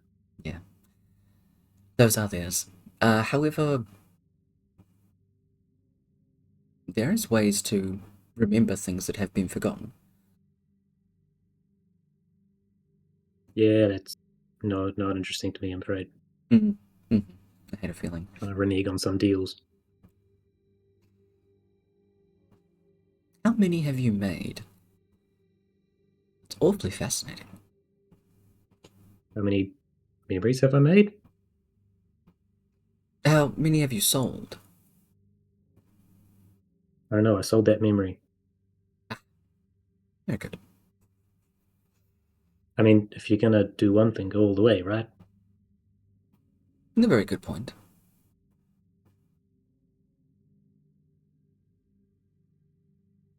So you're bound to a specific entity, or are you freeform? I am very careful not to bind to a specific entity. That doesn't seem helpful. No doubt. I am my entity. In the same way you are your own, I believe. Yeah, so it may seem.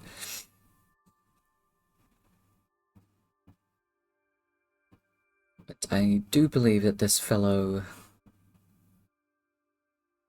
definitely came into contact with something he was never supposed to. People keep telling me that of some beings. That is the thing about curiosity. Sometimes it does bite back. Yeah. I think. I have some memories of that. Oh, I can only imagine.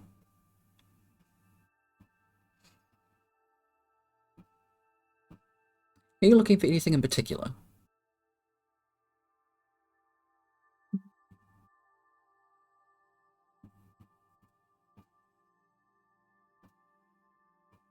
Don't think so, or not anything in particular, apart from interesting things or things to be curious about.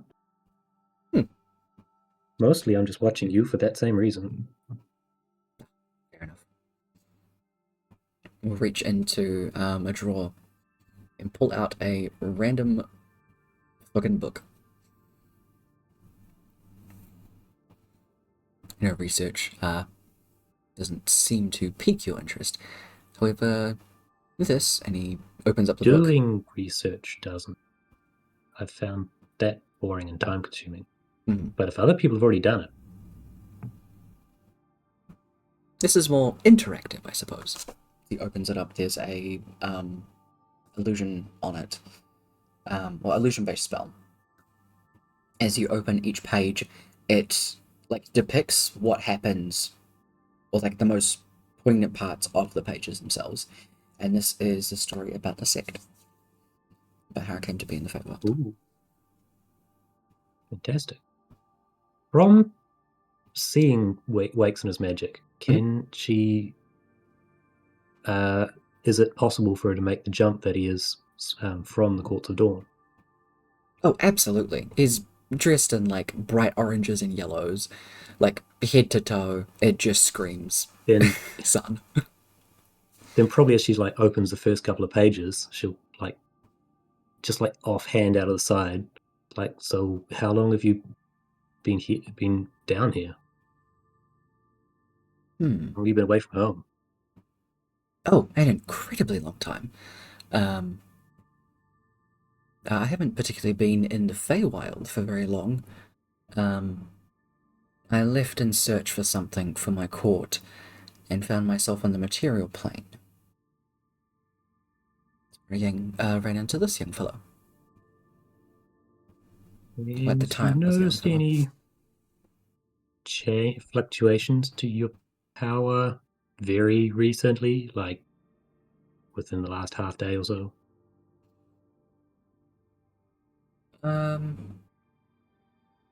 Not particularly to my power. I do believe that the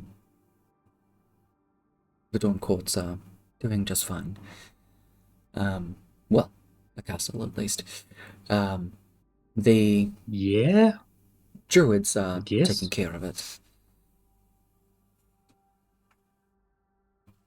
Kind of. Basically, the whole thing's cooped. Ah, yes. When the druid, when you say the druid's taking care of it, the druids are doing their best to hold off its advance. Just figured you should know. Hmm. I was more curious as to if you had any changes to your power, because we kind of cut it off from the rest of the Feywild a couple of hours ago.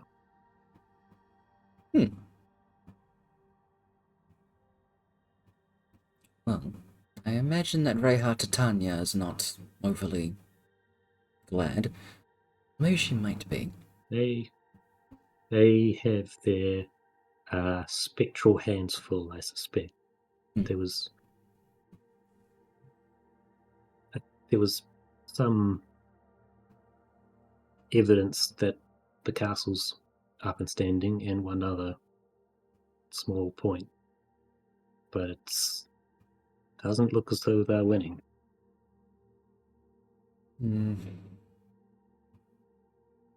Might have to pay a visit to Hetriana. That'll probably be the spec that you saw. But, despite being Yeah, all... well, none of them ever listened when I turned up to warn them about anything, so not surprised really. Yes, it is very hard to get through to Titania.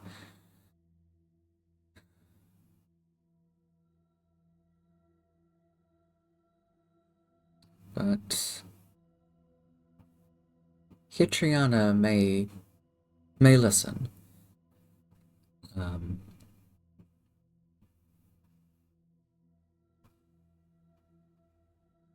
It does depend on what she has her hands full with.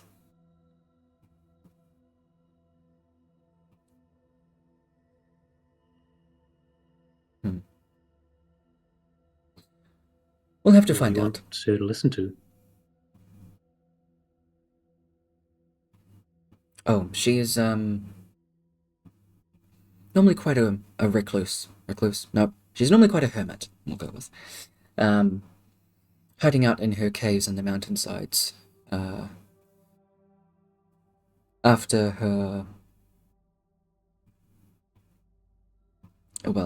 rejection from her daughter, things have not particularly been the best between the two of them. Therefore, I completely don't understand. This is fine.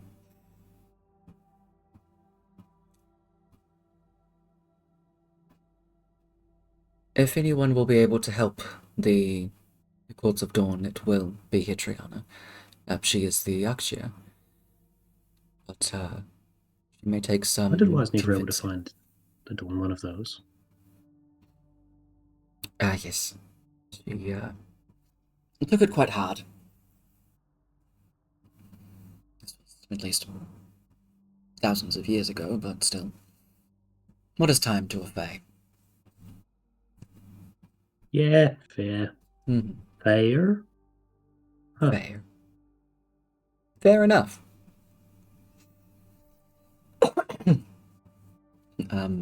You and Wakes continue to have conversations just about things in general. You do find out that Wakes is an archfey. Very specifically under Titania. While his opinion of her is not exactly the nicest, it doesn't actually seem like Reha Titania is the nicest anyway. So, yeah.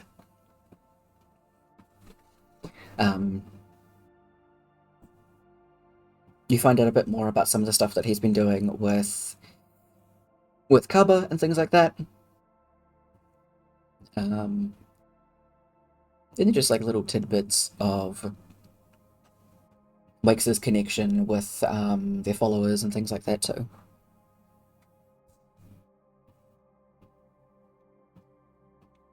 You do catch that Wakes does mention the bond between them and their followers does seem to be significantly weaker. Kind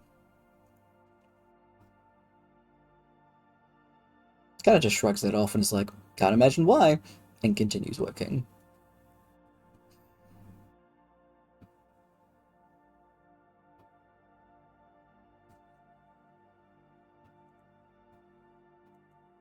Maybe I should check on this Tanya at some point. She basically mumbles that to herself whenever sort of the conversation ends and she's sort of just wandering again.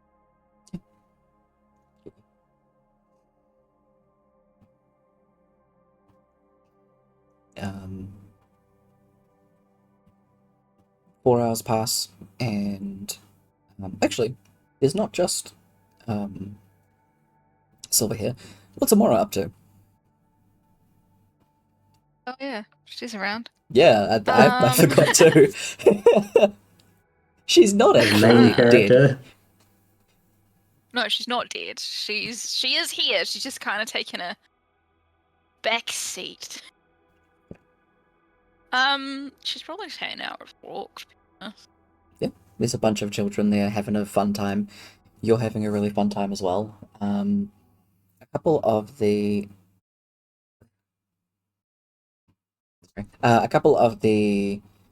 druids that are like teachers, because they do have to teach their students, the younger children.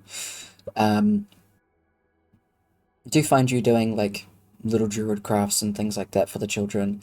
Some of the druids as well start doing like little druid crafts as well. They'll like run over to a little plant, find a seed, run back and like make a little copy of it and give it to you. So you have like a big like bouquet cluster of all these different plants and flowers given to you from these little kids. Let's And make flower crowns now, guys. yeah, and immediately they just start pulling seeds out of their pockets, and you feel less weird here.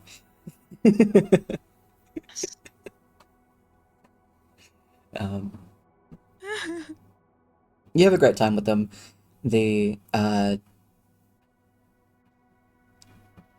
some of the teachers do like connect onto you and have little conversations to you about your druidic magic connection, because they do have the sense that it is connected to the Feywild.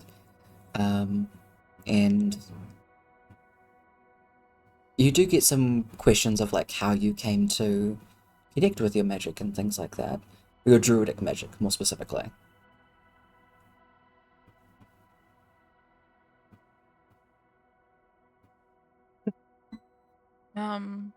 Well, I just really like spending time in the forest. And it kind of just turned up one day. That's interesting. Why the Feywild connection? What is she? What is she? She's part water. Oh my god, what the fuck's it called? Naiad, was it? I know. No. It starts with an N. It does. I don't think it's a nymph. No. I still have possum perks. Nice. Nereid. Nereid. That's Yeah. right. She's like, apparently I'm part Nereid. I don't know which parent. They then start to go on to, like...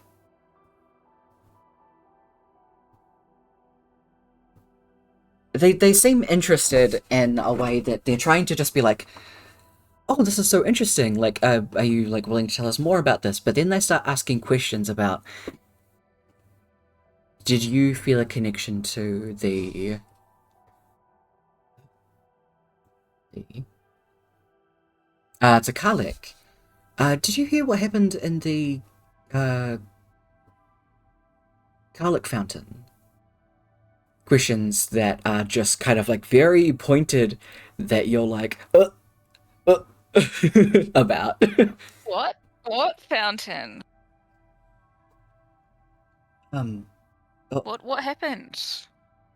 They don't particularly have, like, temples and shrines, in the Feywild, but they have, significant places, for Kalik, the Tears. It was a Nereid pond, in the Courts of Dusk, I believe it was.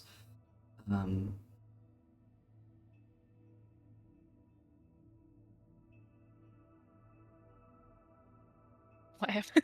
What happened? They just start, like, telling you stuff that they overheard and everything like that, and yeah. Is any of it accurate? I mean, Or were they just like a bunch of nerds got slain?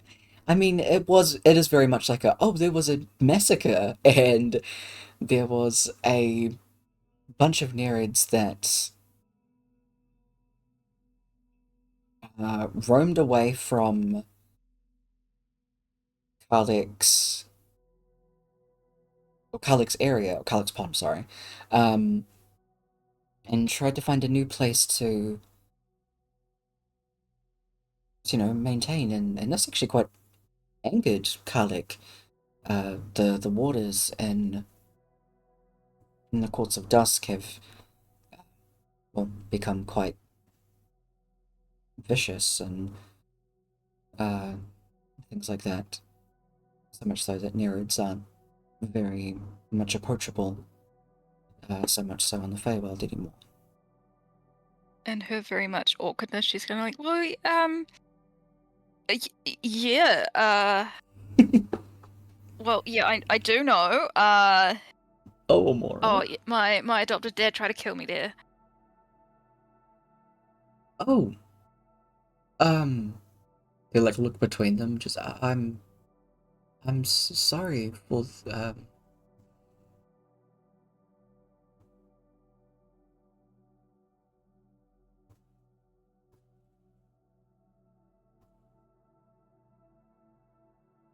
and they just start going into being like, oh, like, the really awkward, I'm so sorry that happened. Are you okay? Do you need to talk about it? Like, they start going into that kind of mode to, just, like, talk to you.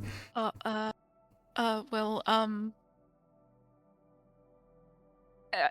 don't know, could you help me find my birth mother? She got taken by a hag. Hags are... Because of this guy, the one that tried to kill. I forgot what his name was. Hags are What his very... actual name was? Oh, his actual name. His might be... Jeez. It's been a while. Been a while. Been a while. Kiln! Kiln. Oh, you could kill me? Yeah, killing them all. There there are quite a number of hags that reside in the Feywild. You may have to be a bit more specific if you could. Perhaps a court, or perhaps a. Have you seen this hag? Oh yeah, multiple times. Oh, glad you made it out alive. She was in a town we were in, and used our friend to kidnap and kill a bunch of kids. Oh, it sounds very They come hag-esque. back Feywild. You do know the name of this hag. Oh yeah, what's the name of the hag? Things we haven't looked at in a while. Yeah, things that I have been trying to tie into the lore since the very beginning. Their name is Vespe Gala Elwa. The Vespe Gala.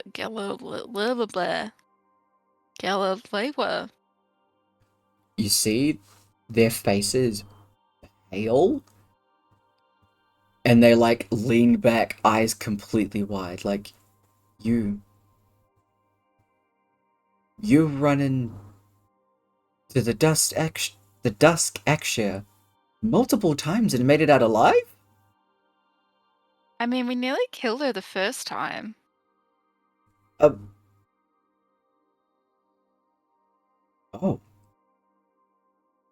That was a while ago, though. A few months.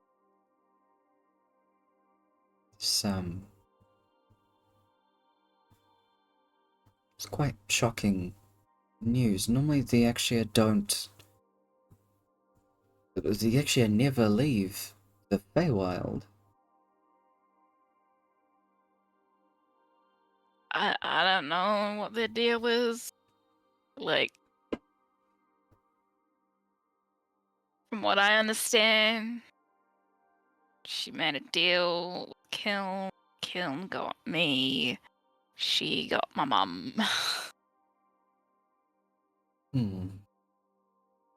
Apparently I was meant to be a sacrifice to what's her name?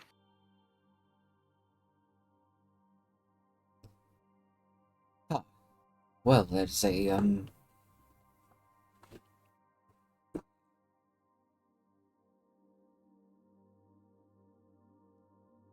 that's quite an event. Oh, that's nothing. You see just both of them simultaneously, their jaws drop like, oh, what?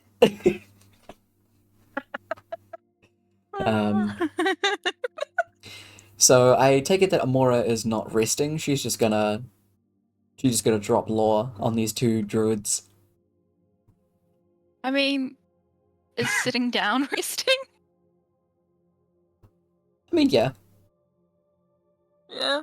She'll just be like, oh, I can tell you everything. Sure. But can I have, like, some biscuits, please? Fantastic. And maybe a hot chocolate? Absolutely, they do this for you. They bring in like the most insane lore of all time. Exactly. I want a hot shocky first. Do you guys want to like write this down or something? They bring out like a big Put it in tray. your record. It has a bunch of like biscuits and a bunch of like mugs. There's like multiple trays that get brought out, and immediately the kids will like start gathering around to pick up biscuits and hot chocolate. You get yours given to you. The two of them just start like sitting down nearby you. You guys are close by the So tree of life. Begin. How old are we? 21? I think so. Mm-hmm. At least 20 years ago. It'll start at the day I was born. And that guy over there is my brother. And our dad raised us. I don't have a mum anymore. There was someone else, but I can't quite place them. Sucks yeah, there was someone else. They gave off a nice aura, but I don't remember anything. God. And then there's my Auntie Claire. Yep. And thus the story begins.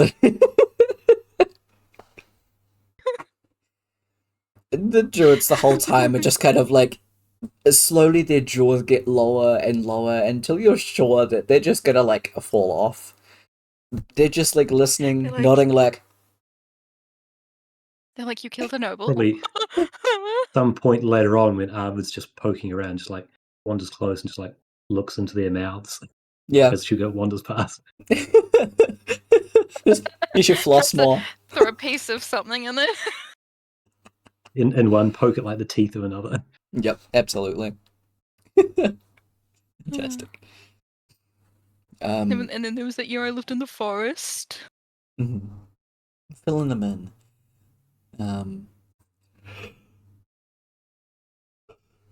So they get the law. Alfred does some wandering. After 4 hours, Silver is fully rested. She can keep doing some. I don't know if this is. Hmm? I have an idea. I just don't know if it'll work. Okay, what is it? Okay. So, like, I want to cast Animal Messenger, but to cast Animal Messenger, you need an animal. But can I make one out of light, cast Animal Messenger on it, and then plane shift it? Without me.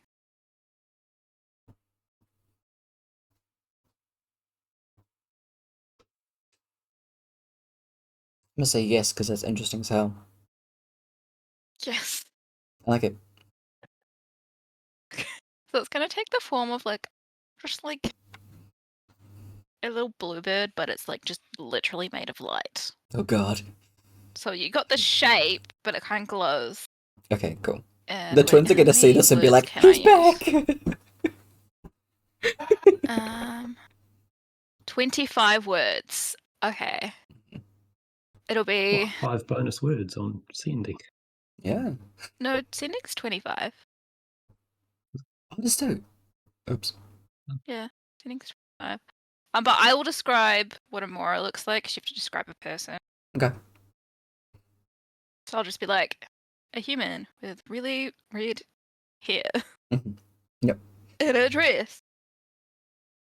With what ice color does she have? Green or something? Yeah.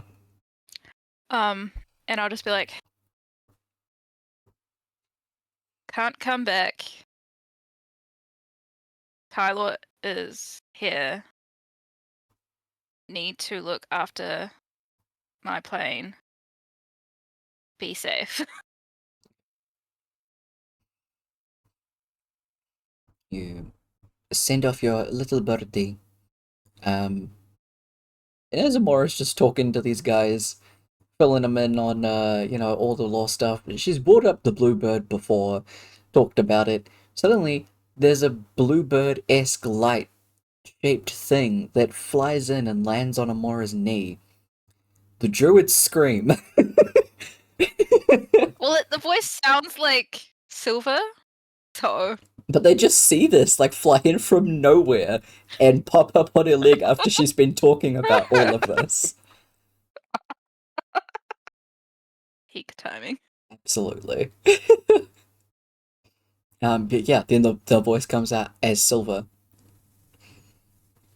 towards Amora. You get the message, Amora. The druids are like 15 feet back, crawling back on their hands and knees, just like, wait, is it safe? Yes, from Silver. Ah. Right. Crawl back.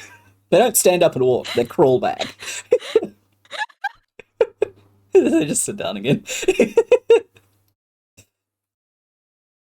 I don't know. I made these druids Amora weird. will just be like, okay, guys, I gotta get to work. Oh, Thanks for listening. There's still more if you want to listen later. they're just nodding, just... Because I doubt she got through like half of You didn't even get to the Feywild ship part. Yeah. She'll just find the others and be like, Silver can't come because the overseer's being a dick.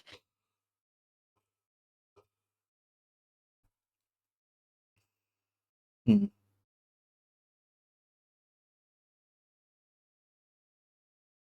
Oh god, how are they gonna get home? Lecce. Oh, okay. I was like, who I else is mean- plane shift? Wakes is technically another option. Sure. He's well familiar true, with yeah. Amora and Rourke so far. Wait, Cliff? Amor still doesn't know that Carver is a construct right now, right? No. No, she doesn't. It hasn't been explained. Polluting tank cow? Yeah. Cliff kind of like That's flexes how one of Arvid's the learnt all gauntlet, about it first before she did. right? Yeah. I wonder what it's like to punch chaos. I want to find out. Cliff is just like flexing the gauntlet, looking at it after Amora tells them about Tyler being a dick. Try one day. Maybe. I hope so. Okay. You guys want to get everyone up? I'll go find the druid lady.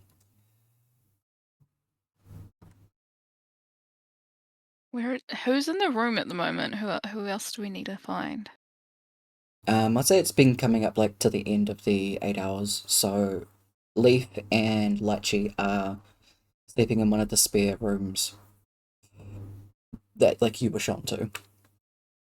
And then Arvid, you saw moments ago. Everyone else is with you. I'll go find Arvid. Just starts walking around and be like, Arvid, where are you? How loud are you calling out? Well, not too loud in case people are sleeping. Like loud enough that if you were walking down the same corridor, you'd be able to hear, but it wouldn't like wake someone up in the room.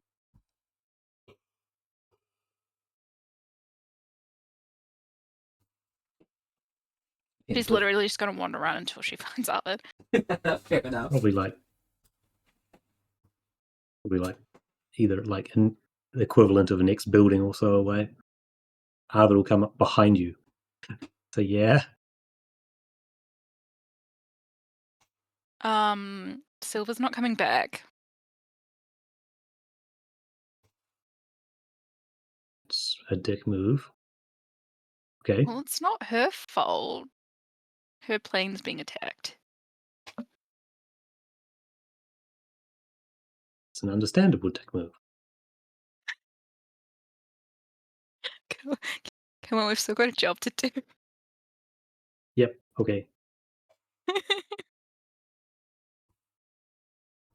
I love that. That's a dick move. No, that's an understandable dick move.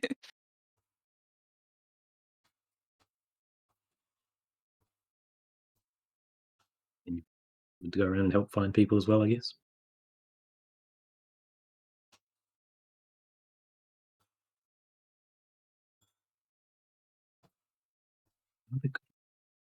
Sorry, that's what I had time. I didn't have time to eat properly. I'm really fucking hungry. Rook and Torv go and grab the people sleeping, and you all meet up.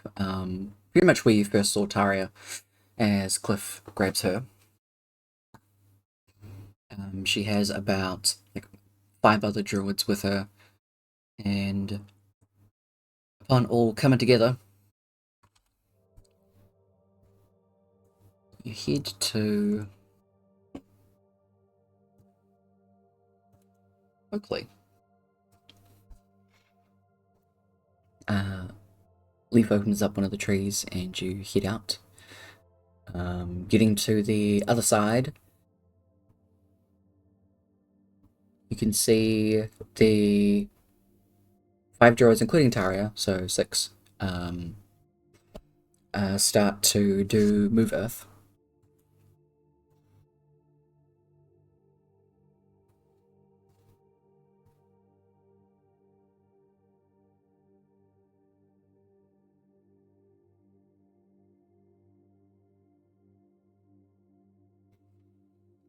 Cool. This is a time-consuming thing. It takes probably. Oh god, there's so much math to figure out how long this would take. So there's the whole mountain, a mountain range. A mountain range. There's fucking 3 of them. Here's an area of terrain. I'm gonna say that doesn't really matter.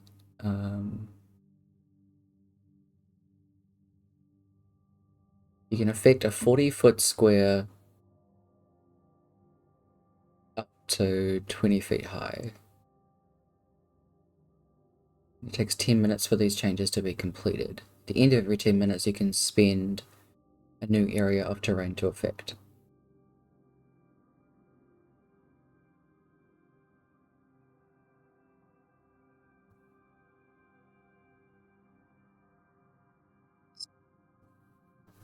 Huge amount of time. Huge amount of time. Yeah. Less than modern day doing it, but I mean, 1620.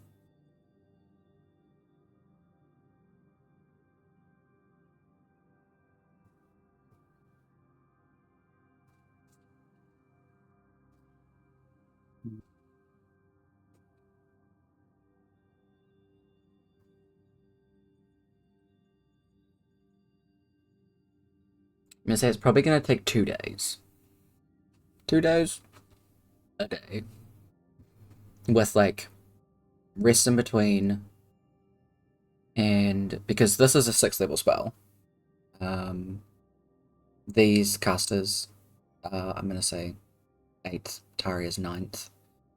So she can do it. She can do it 4 times a day. They can do it 3. It's just time consuming to move it, concentrate on it for the 10 minutes that it needs to like be reset there, and then move on to another one, because that is exactly what they have to do. From the spells that I was looking at, there didn't seem to be any other one.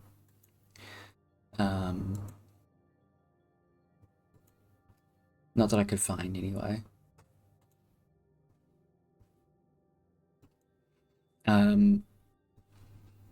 They start by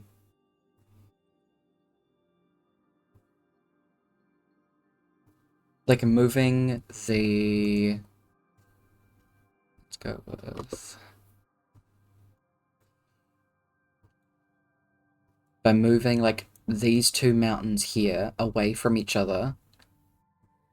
So separating these 2. And then leaving this mountain enough so that the buff boys can destroy that one, because they can tell they really want to destroy a mountain, so they'll let them. So they can do that, and then can just kind of like move the rocks into the water, or move them somewhere else. That's totally fine. With that, I'd say that would lower the time to probably about.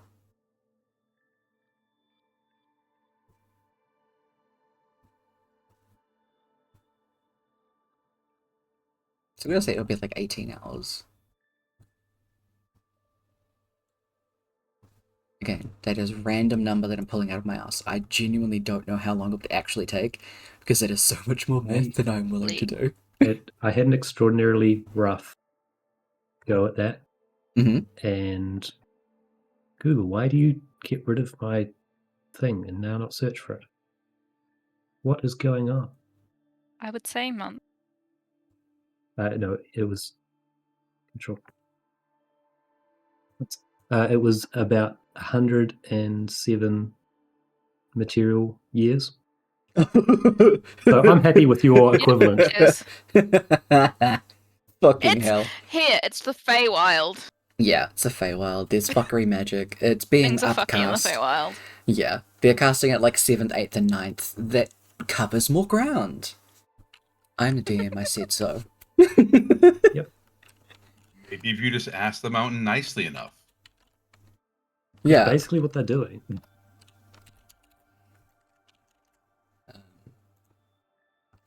looking at Boys Mountain. There you go.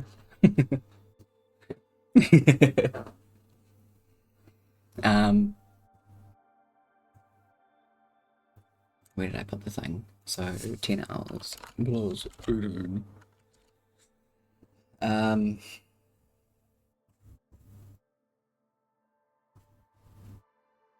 So after all of that gets done,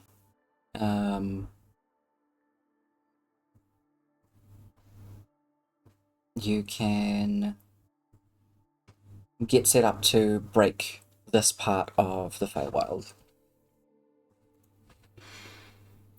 You don't have Silver here with you, so Leaf, Amora, Lychee, and luckily the Druids will be able to help as well. Druids have radiant shit. You distribute yourselves along this like line to pretty much break it. You do have to be significantly further apart, so you do have people in place kind of inside the gaps long enough, spaced out enough that you can call out to each other and kind of like get an idea of what needs to happen. You have the druids in between as much as possible, just in case there is any more of those tethers that show up. You have a feeling that there will be, so you will just keep an eye out and have a radiant spell ready. Because this part of land is bigger, the DC for it is a bit higher, just as a heads up. So, can I get the strong boys to make some attacks? I am. Cast guidance. Oh, will it work? No, it's an ability check. It doesn't matter. Rourke rolled a 32 on a natural 20. Yeah. It's dwarves. He really wants to punch that that mountain. Oh, hi. Hell yeah, hell yeah. I have a hammer. Mm-hmm. And will to use it. Hell yeah. I am going to use the inspiration point that Cliff has to re-roll that. Great, that was. I'm gonna go 20, 21, 22, 23. You're gonna make it a 28 to spend, and spending like pretty much all of his fucking key points. We've got an 18. I'm sure he can spend.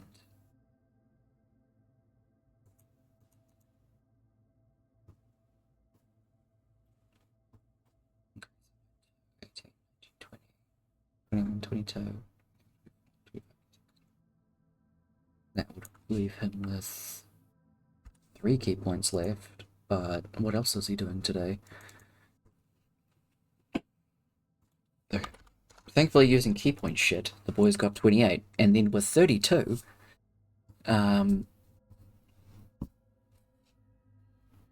Rook, you are in the middle again with the boys on either side of the, like close to the water. You are definitely pumped up after destroying like the last bit of the mountain. There was like help every now and again, but you guys had a bunch of fun just like pummeling a mountain to the ground. Not a lot of people could say they've done that, so you're hyped. And that alone is like, I killed a mountain. I can separate some land. Easy as. Fucking smash the ground. So much so that you leave a pretty significant like crater in the ground where you smashed. And the radiant damage digs way further down and creates like a completely clean break. Can I get any kind of thing that will cooperate?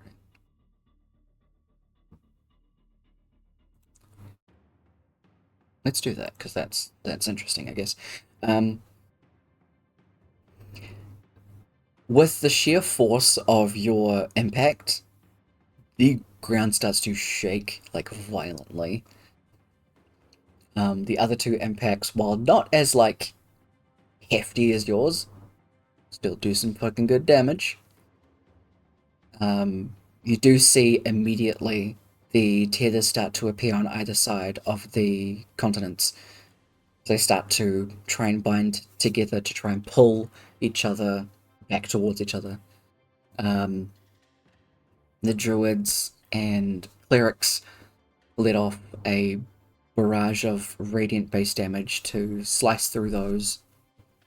And you do feel, or see, sorry, the courts of dusk start to push out and be completely separated from the rest of the Feyland.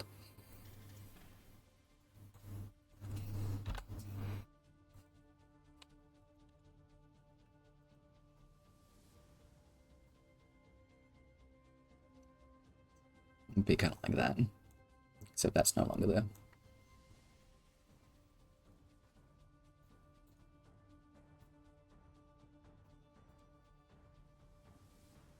With the Courts of Dusk now moving that way. Oops, that way.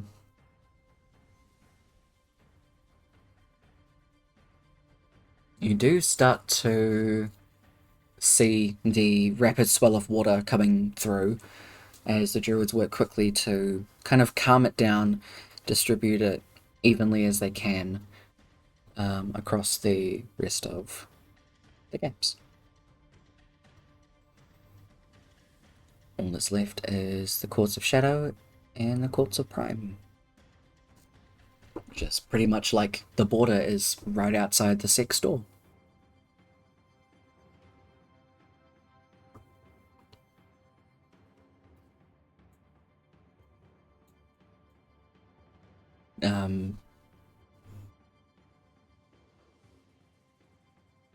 The Courts of Shadow is completely covered in ice and snow. And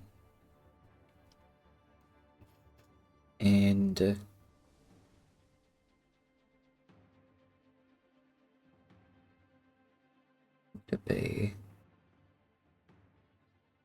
where's the Torvik sees this? On the other side, in the Courts of Dusk, it is a movement of the water. It seems almost like a hand that is coming up towards Amora.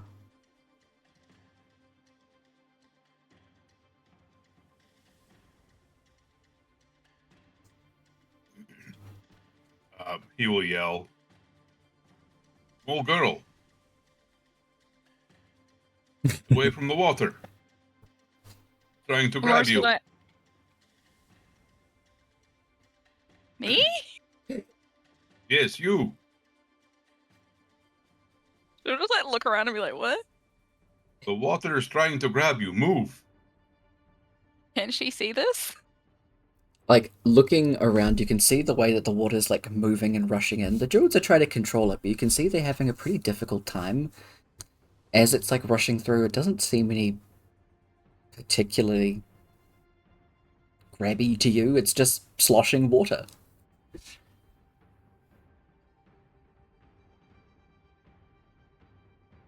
Does she hear He'll it? start like Waters. running towards her. Mm-hmm.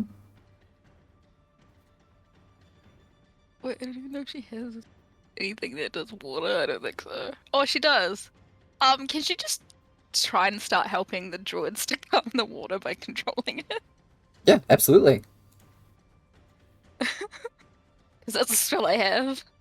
Nice. And that is probably the spell that they are using.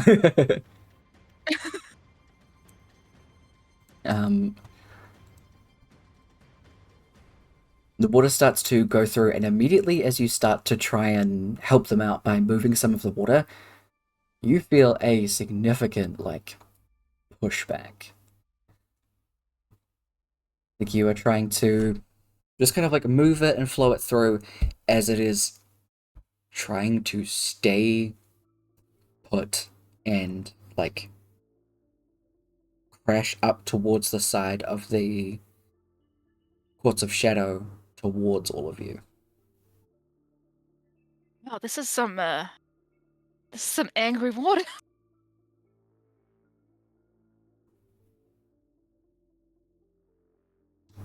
Um,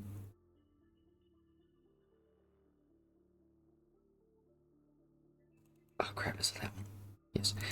It's then that you recall what the druids had said about Karlek. How angry she was. And this just seems to be a tipping point for her, ever so slightly, no pun intended.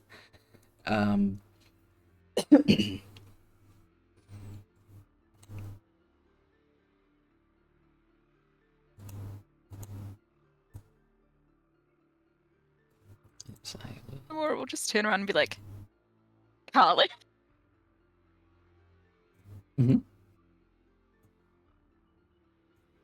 this isn't purple because I don't have a purple map at the moment.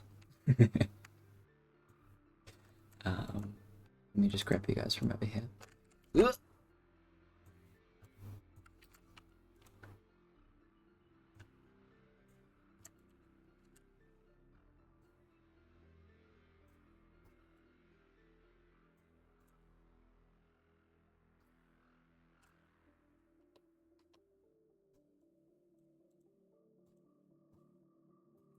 Fix the tokens really quick. Damn. There's some water. Some water.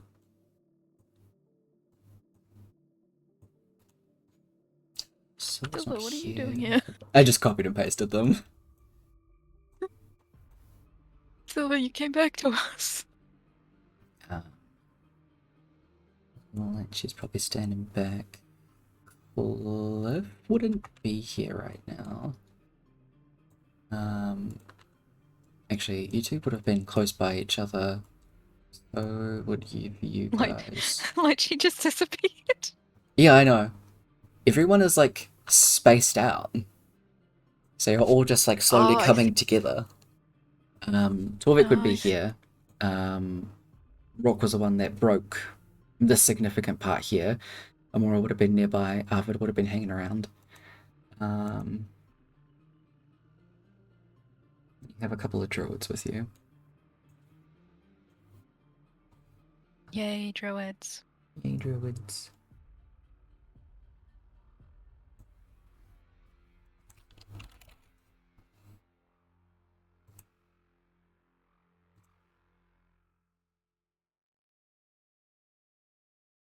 We'll go with this one because that seems to be the most water-esque ass hand.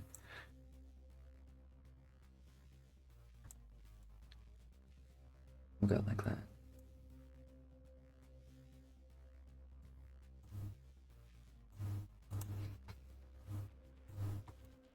Alright. Can I get you guys to roll for initiative? No. I also just need to grab a random dude. Let's grab you. Oh, that is a water hand. Right, it's pretty good. Grab random druid A. Random druid A, random druid B. Exactly.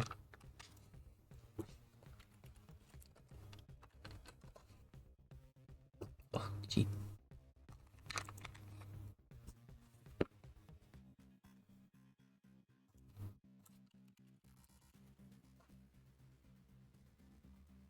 Ooh.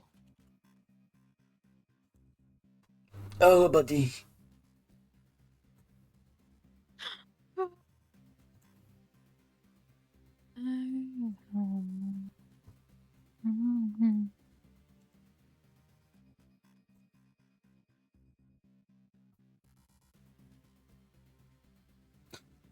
Shit.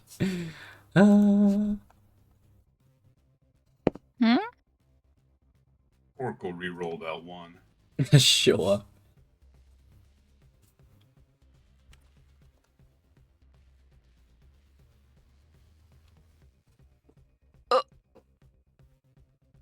I rolled a natural 20 for the fucking water.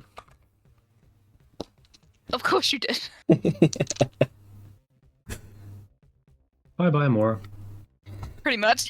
Water's like, I'm gonna take this. Thank you very much. Yoink. Also need to bring it towards Amora. This is supposed to be mine. Thank you very much. Yeah, it's alright. Just take out a really big straw. You'll be fine. This is my tribute. Get your You own. wanna go for a swim? Right? Okay, I Hey, believe Brooke, that you is wanna roll another character? It's alright, you've This got one might silver. disappear. This one's disappearing into the She's water. currently occupied. Which I think was the overseers doing because they were doing this. Yeah. I knew it. I was like,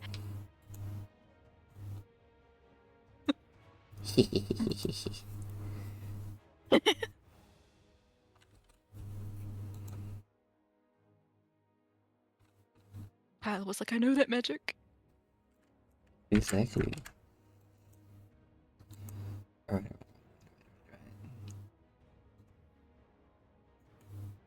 Okay, hopefully you shouldn't be able to see that. That's good. You do need to be able to see the druid's health, though. I see our druid. Druid man has caster. What would that be? We'll go with that. I'll be guessing shit. This is fine.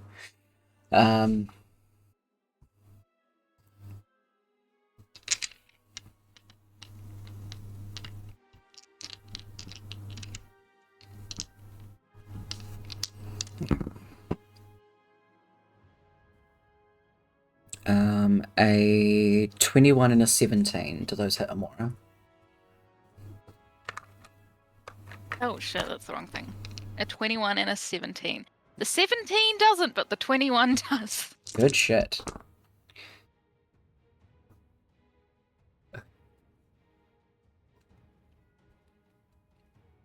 You take 26 points of bludgeoning damage. Ooh. Bruh. As the hand just like comes up and goes to grab you. Excuse me. Luckily doesn't, but just the force of the water against you like shoves you. So you stumble back. Hold on, you need to send to the back. Shove. There we go. And you are prone. Torvik is running lovely. towards you.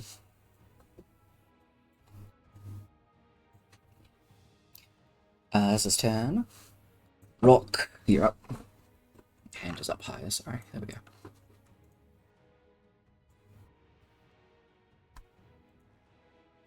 You leave her alone.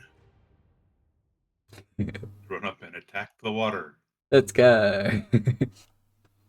I'm gonna laugh if you just hear bubble bubble bubble. The water's mad. Fuck off.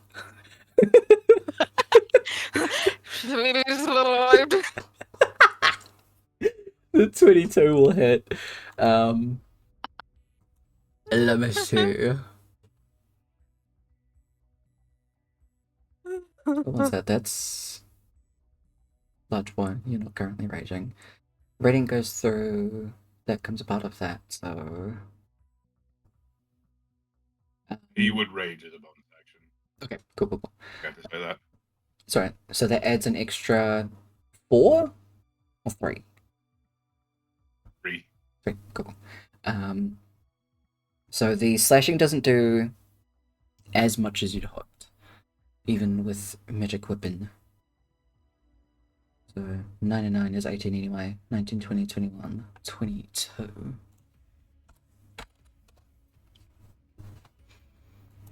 Cool. That's your first attack. Oh, sorry. Yeah, the first one missed. Is there anything else you want to do with your turn? Yeah. Amora, it is your turn. You are prone. Can I stand up? You do! That's half your movement. Yay! Actually, where is this?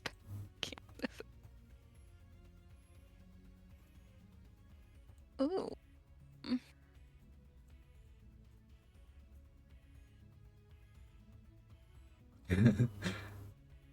You know what? Sure.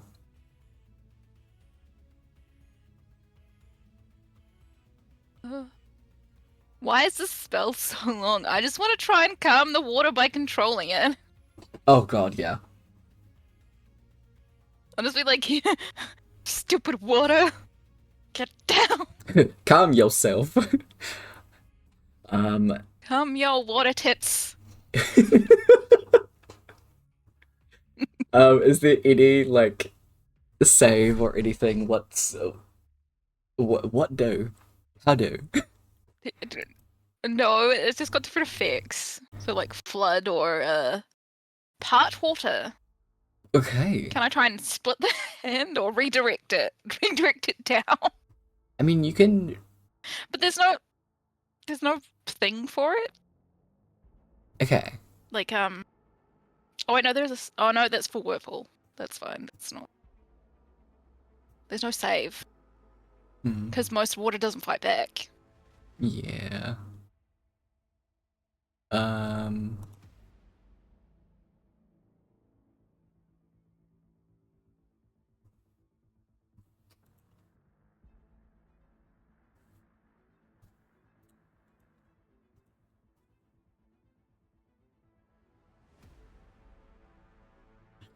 Better.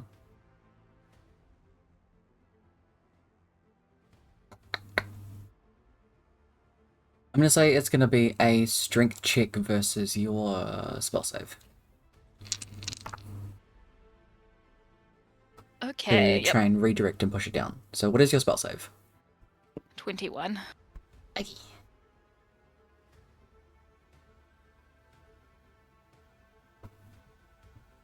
Give me the thing. That is 25. Fuck. I made it angrier, guys. Yeah, it's not happy. Not happy. No. She's like, get away from my brother. Rude. Get away from me. Is there anything else that you want to do for your turn? Probably just step towards Rourke. Cool. So it is. Like, we're gonna do this together. Feed the water hand. Yeah. Well, that Torvik, it is your turn. We'll move up to the other side. Get them both in that aura. Good stuff.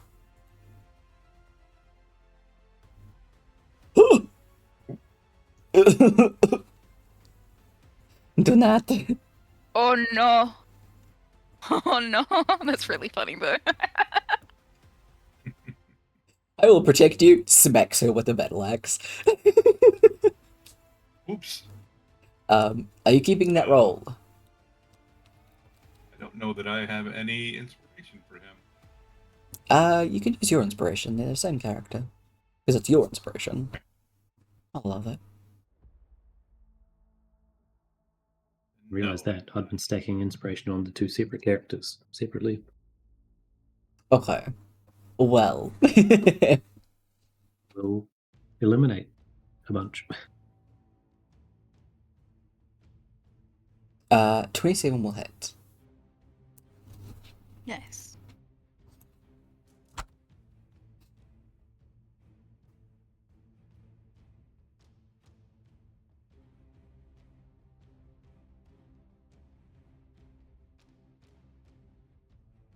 What's the D10?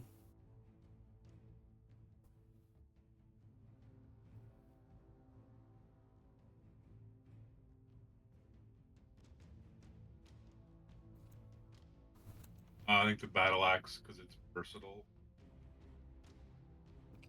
Are you only using it one-handed though?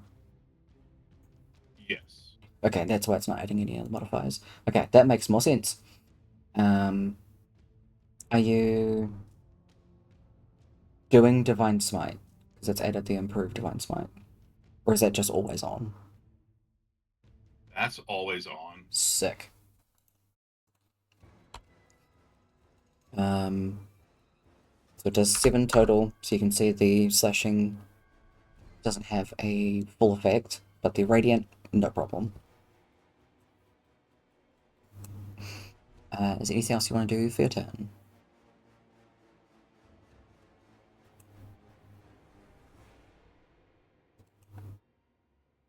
Gonna move up in front of Okay.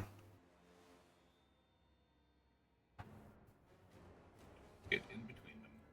Alright, cool. Arvid, it is your turn.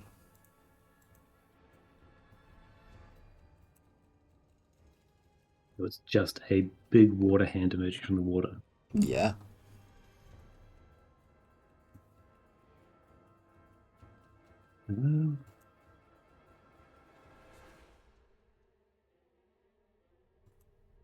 I guess move back on top of the rocks there. An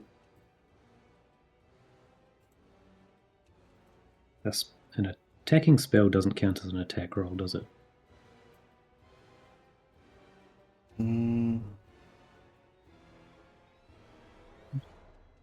If it says the spell has like an attack roll with it, then it does. If the spell is in a saving throw Okay. one, then no. Then I don't want to move, actually. Okay.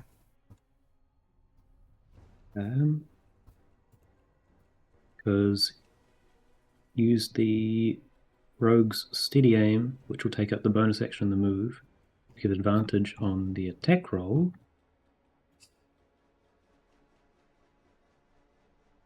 Wait, I might have misheard you. Whatever. To do synaptic static, somewhere off in the middle of the arm where a 20-foot radius won't touch any of the others. Alright. The arm must make an intelligence saving throw. Alright.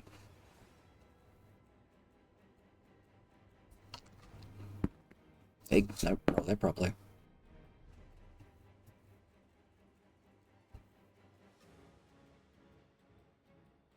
Fuck, I did math wrong. 17. Meets. Damn it! So it does beat it.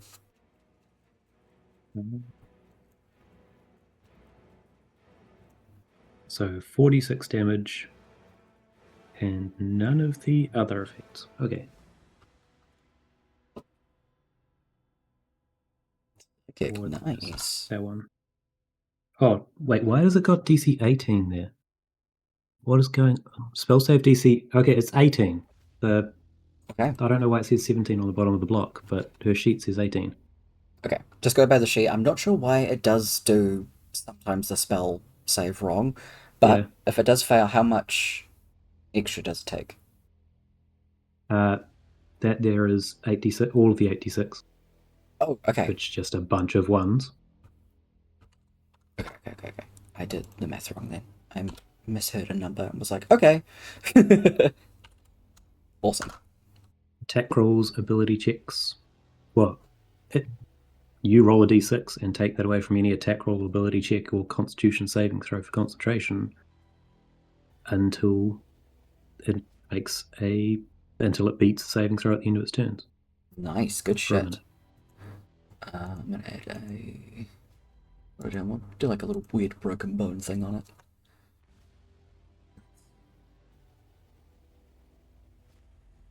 It's a really good spell. Alright, is that all for Arvid's go? Did he aim to nothing? Yeah, that's all she can do. Alright, sweet. I had to make up a quick character sheet for this druid because I forgot that they're a 6th level druid and pulling up a random stat block doesn't work. Thank God for fast character maker.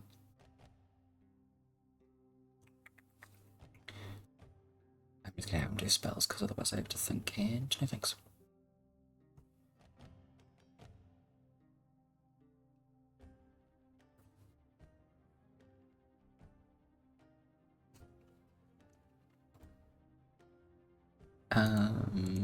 Who was it that said you had Moonbeam?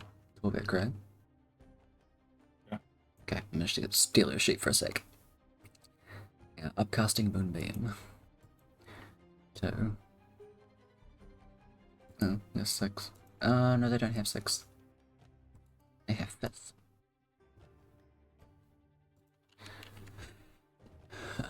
Except their spell save DC is 18. That will beat it, but still.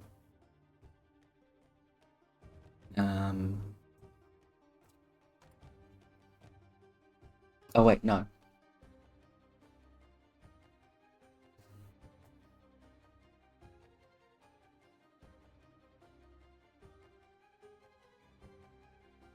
Attack rolls and ability checks, not saving throws. Okay. I had to double check just in case. 29.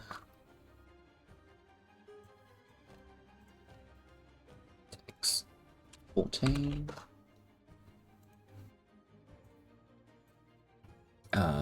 Druid's gonna move around over here. Back to Arm's turn. It is going to...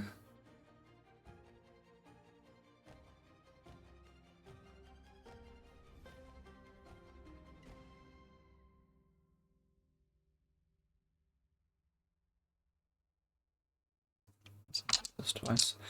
It's going to go against Torvik and against Rourke to shove Torvik to one side, Rourke to the other. So against Torvik first. Oh, sorry, I read that wrong. It's a dexterity saving throw. So can I get you to make that? Rourke would have advantage because it's something he can see. Barbarian shit. Yeah. Okay. Are you going to keep that roll for Torvik? Alright. Torvik fails, but Rourke succeeds. I'm trying not to make loud dice noises, but it's impossible. Okay.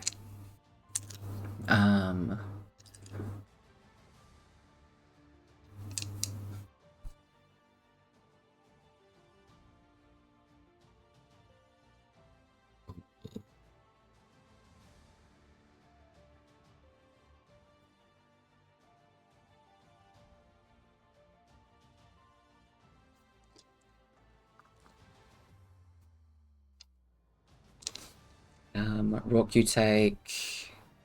It's bludgeoning, so it's half-halved. 16 to 8, 8 to 4, you take 4. Torvik takes 18. 16, sorry.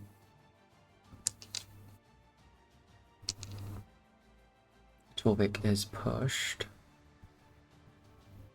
15, 20.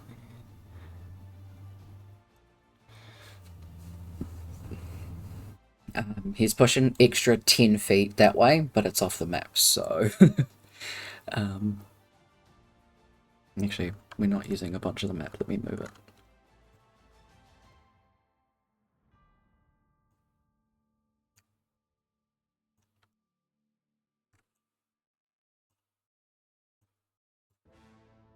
Okay, there we go. Torvik is shoved 30 feet away, is knocked prone. Rourke, you managed to like dig your heels into the ground so you don't get shoved away. That is its turn. Rourke, it's your turn. You'll attack twice.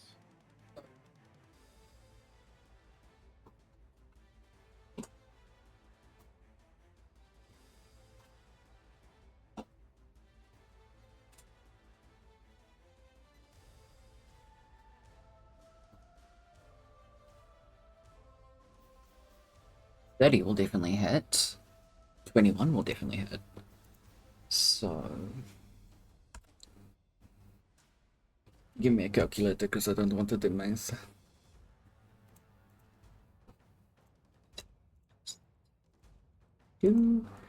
So it'd be 15 plus 14. It's 19. Nice, that's 48 points of damage.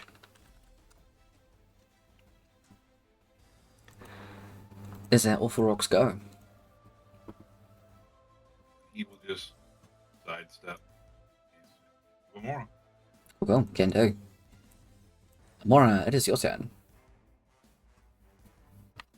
I would like to do a 5th level guiding bolt Ooh, hell yeah. at the hand. It is within 5 feet of you, so it will be with disadvantage. Yeah, it should be fine. Okay. Let's go. Hitting bow.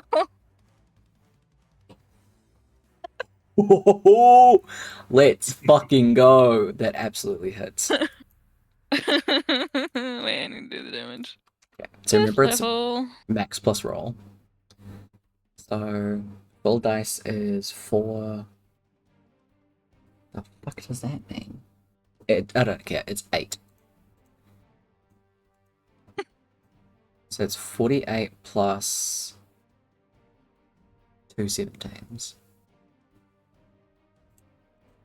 Pow pow. Pow pow pow pow. For love's sake. Pow pow pow pow. Incredible. You do 82 points of damage. Be gone! What a hand. Good shit. Now it's glowing pink because it got hit with that bullshit.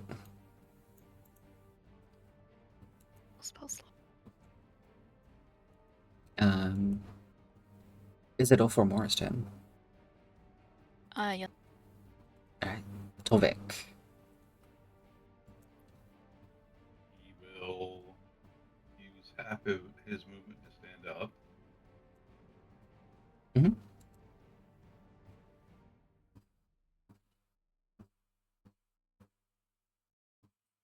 Move 10 feet closer. Oh, buddy. Little legs. He will cast Moonbeam. Hell yeah. Go for it.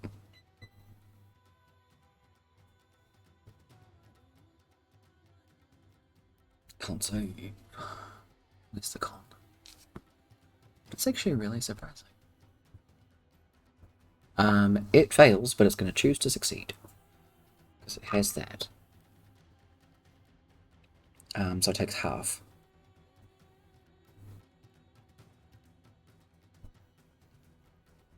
Which is... 13. Fucking 3s. 6. I turned its HP to 6. Wait. Oh no, never mind.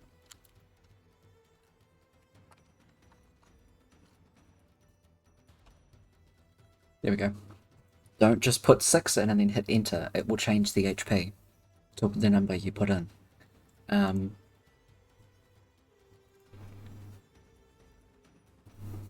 Cool. Is that all for his turn? Yep. So did I make Torvik upside down? How does he go? There he is. He's fine. He's just doing cartwheels in the back. Yep. It is Arvid's turn. Oh. That still doesn't succeed Arvid's spell. Yep, keeps having those negatives then. It do.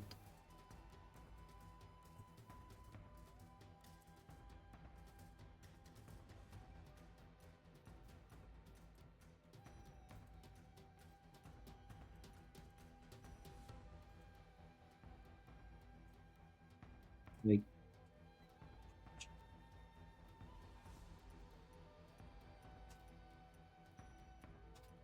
yes.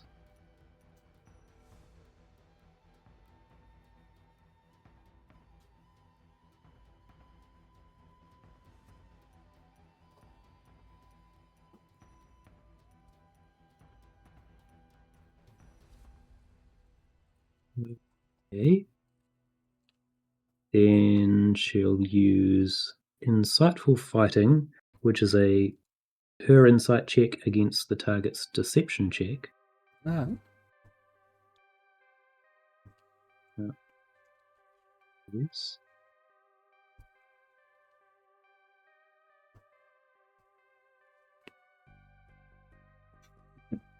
There's a 7. I rolled a 3.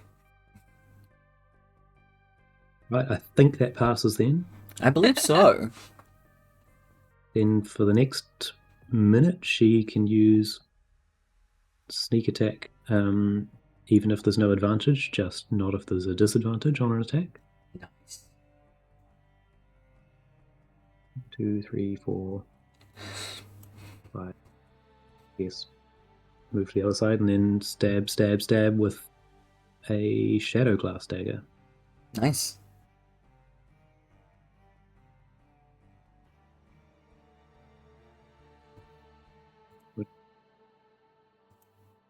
Hell yeah, those definitely hit.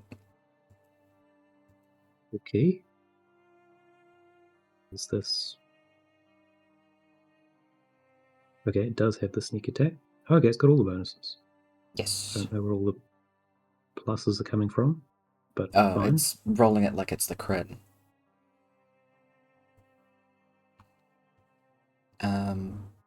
So you did hit twice, so you get 2 lots of damage.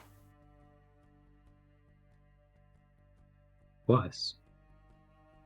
Oh my god, I'm sorry. I read that inside as another One attack roll. attack. My bad. Yeah, I know, it tricked me for a second too. Yeah. I'm used to multiple D4 attacks. plus 4. Okay, so it's just the first numbers. Right, so 10, 15 damage. 3 of which is necrotic, 7 of which is piercing. So the piercing And gets... whatever sneak counts as. I think sneak counts as your damage. Like, the normal amount of damage that you... Oh my fucking god, words! The type of damage that you do with your weapon. It's equally split between piercing and necrotic.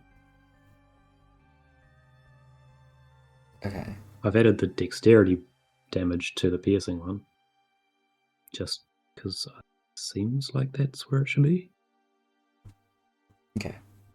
Let's say you do 10 damage. Trying to split that up evenly, and we're gonna go like that. Distributed. Okay. Damage done to creature. Good shit. Is that all for your turn? Yeah. Awesome. Got 2 of those left. We've done one of them, so we're just gonna do it again.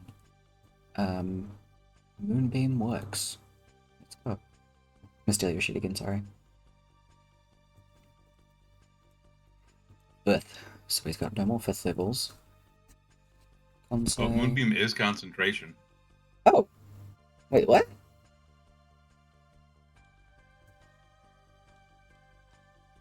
Oh, fucking hell yeah. I never realized that.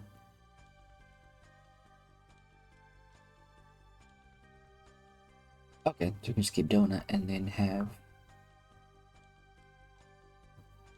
Doesn't need to move it, so he has the action. God fucking damn. Alright, so that just happens. Do that. And that actually fails. So, it is 19 total damage. And then as an actual action,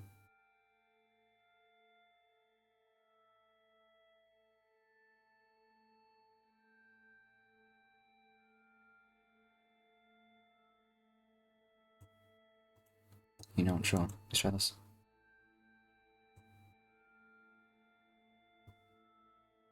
Give it to me faster. Hurry up.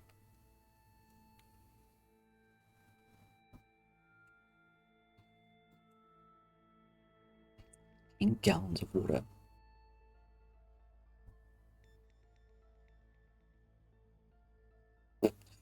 Okay. We're gonna go like this.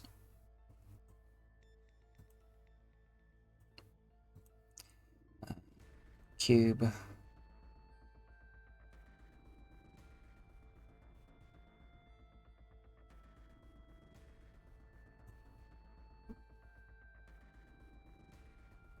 Go. Just gonna upcast that, so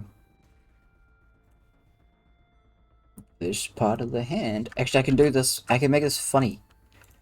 Sorry.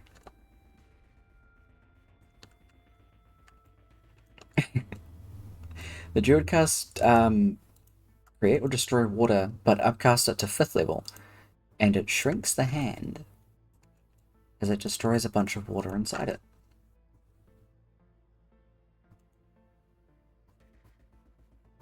Does that mean it's now floating in midair instead of connected to the waters below? Correct.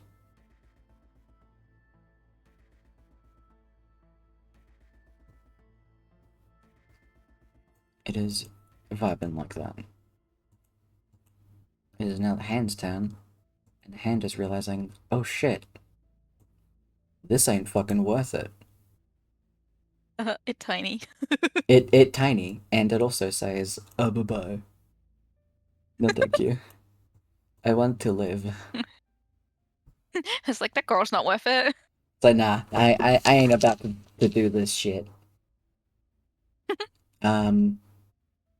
Ava, Amora, and Rock, you get an attack of opportunity. Yes, let's go. It's What have I got? It's stupid. It didn't disengage. Are you kidding me?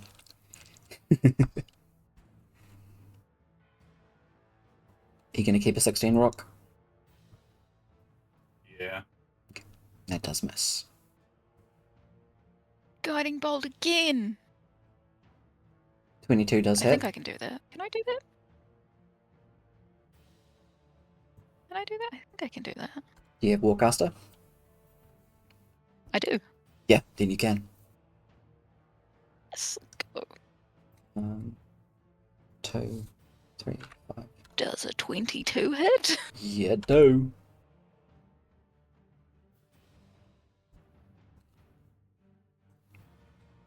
Have fun, little It hands. would need to make the saves against Moonbeam again.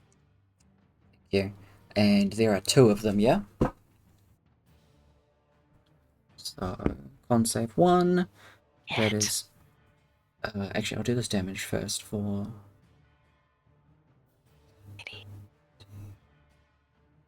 35. Nice. Give me the thing.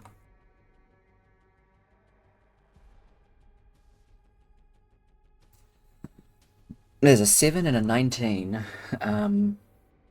19 succeeds the druid. Does a 7 succeed Torvik? It does not. Roll that damage.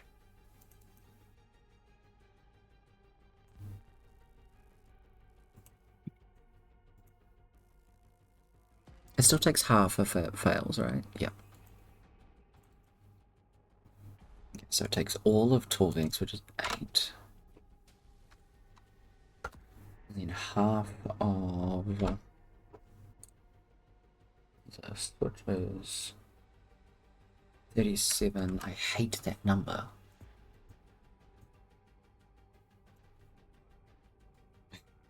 Damn, nice. You see, as it starts to, like, try to leave to get away from you guys, it gets about halfway down the mountainside itself before it just slaps into the side of the mountain and starts dripping down. It died. I think Karlak's gonna Mm-mm. Karlak, no. Okay, so don't go near any water in the Feywild. Feywild water's pissed. Feywild water's spicy. Or just don't let Amora near it. Mhm. Yeah. No baths for Amora in the Feywild. More no water. Yeah.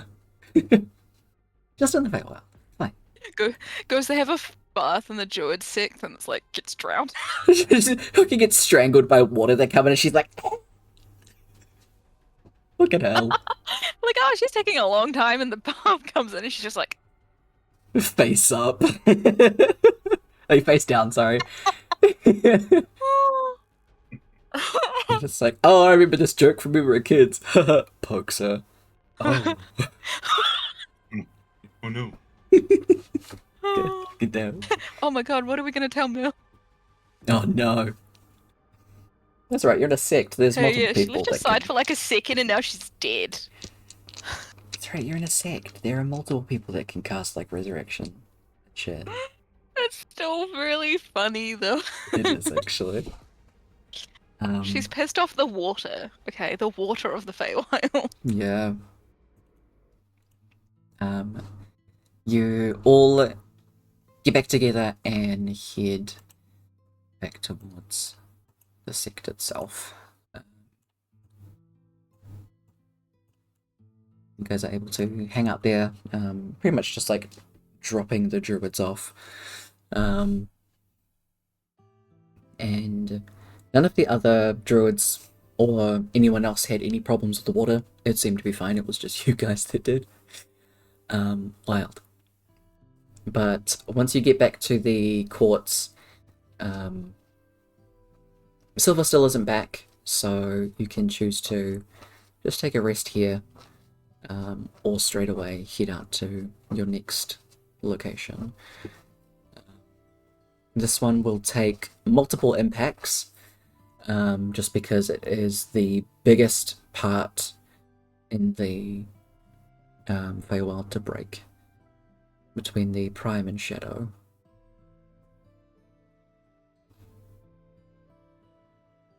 Are you guys comfortable just to go ahead with it, like walk outside the sect and go?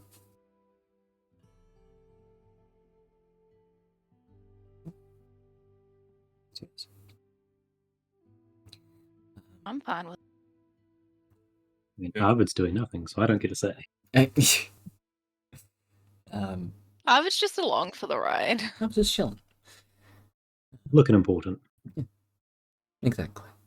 You guys get ready to do the next part, or the next final part of Breaking the Feywild. And that's where we will leave tonight's session.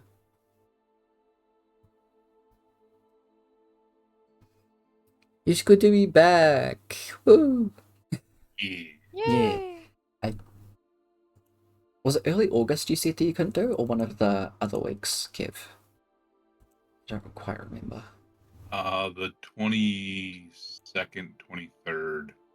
I'll be out of town. Oh, of July? No, August. Okay, cool. That works. Easy as. I'm away then. Okay. That is totally fine. I'm in Auckland. Yeah, concert time. My birthday weekend. A Kaba special? A special? Kaba special? Kaba backstory? Ooh. We can sort it Whole out. story. We'll do something. More story sticks.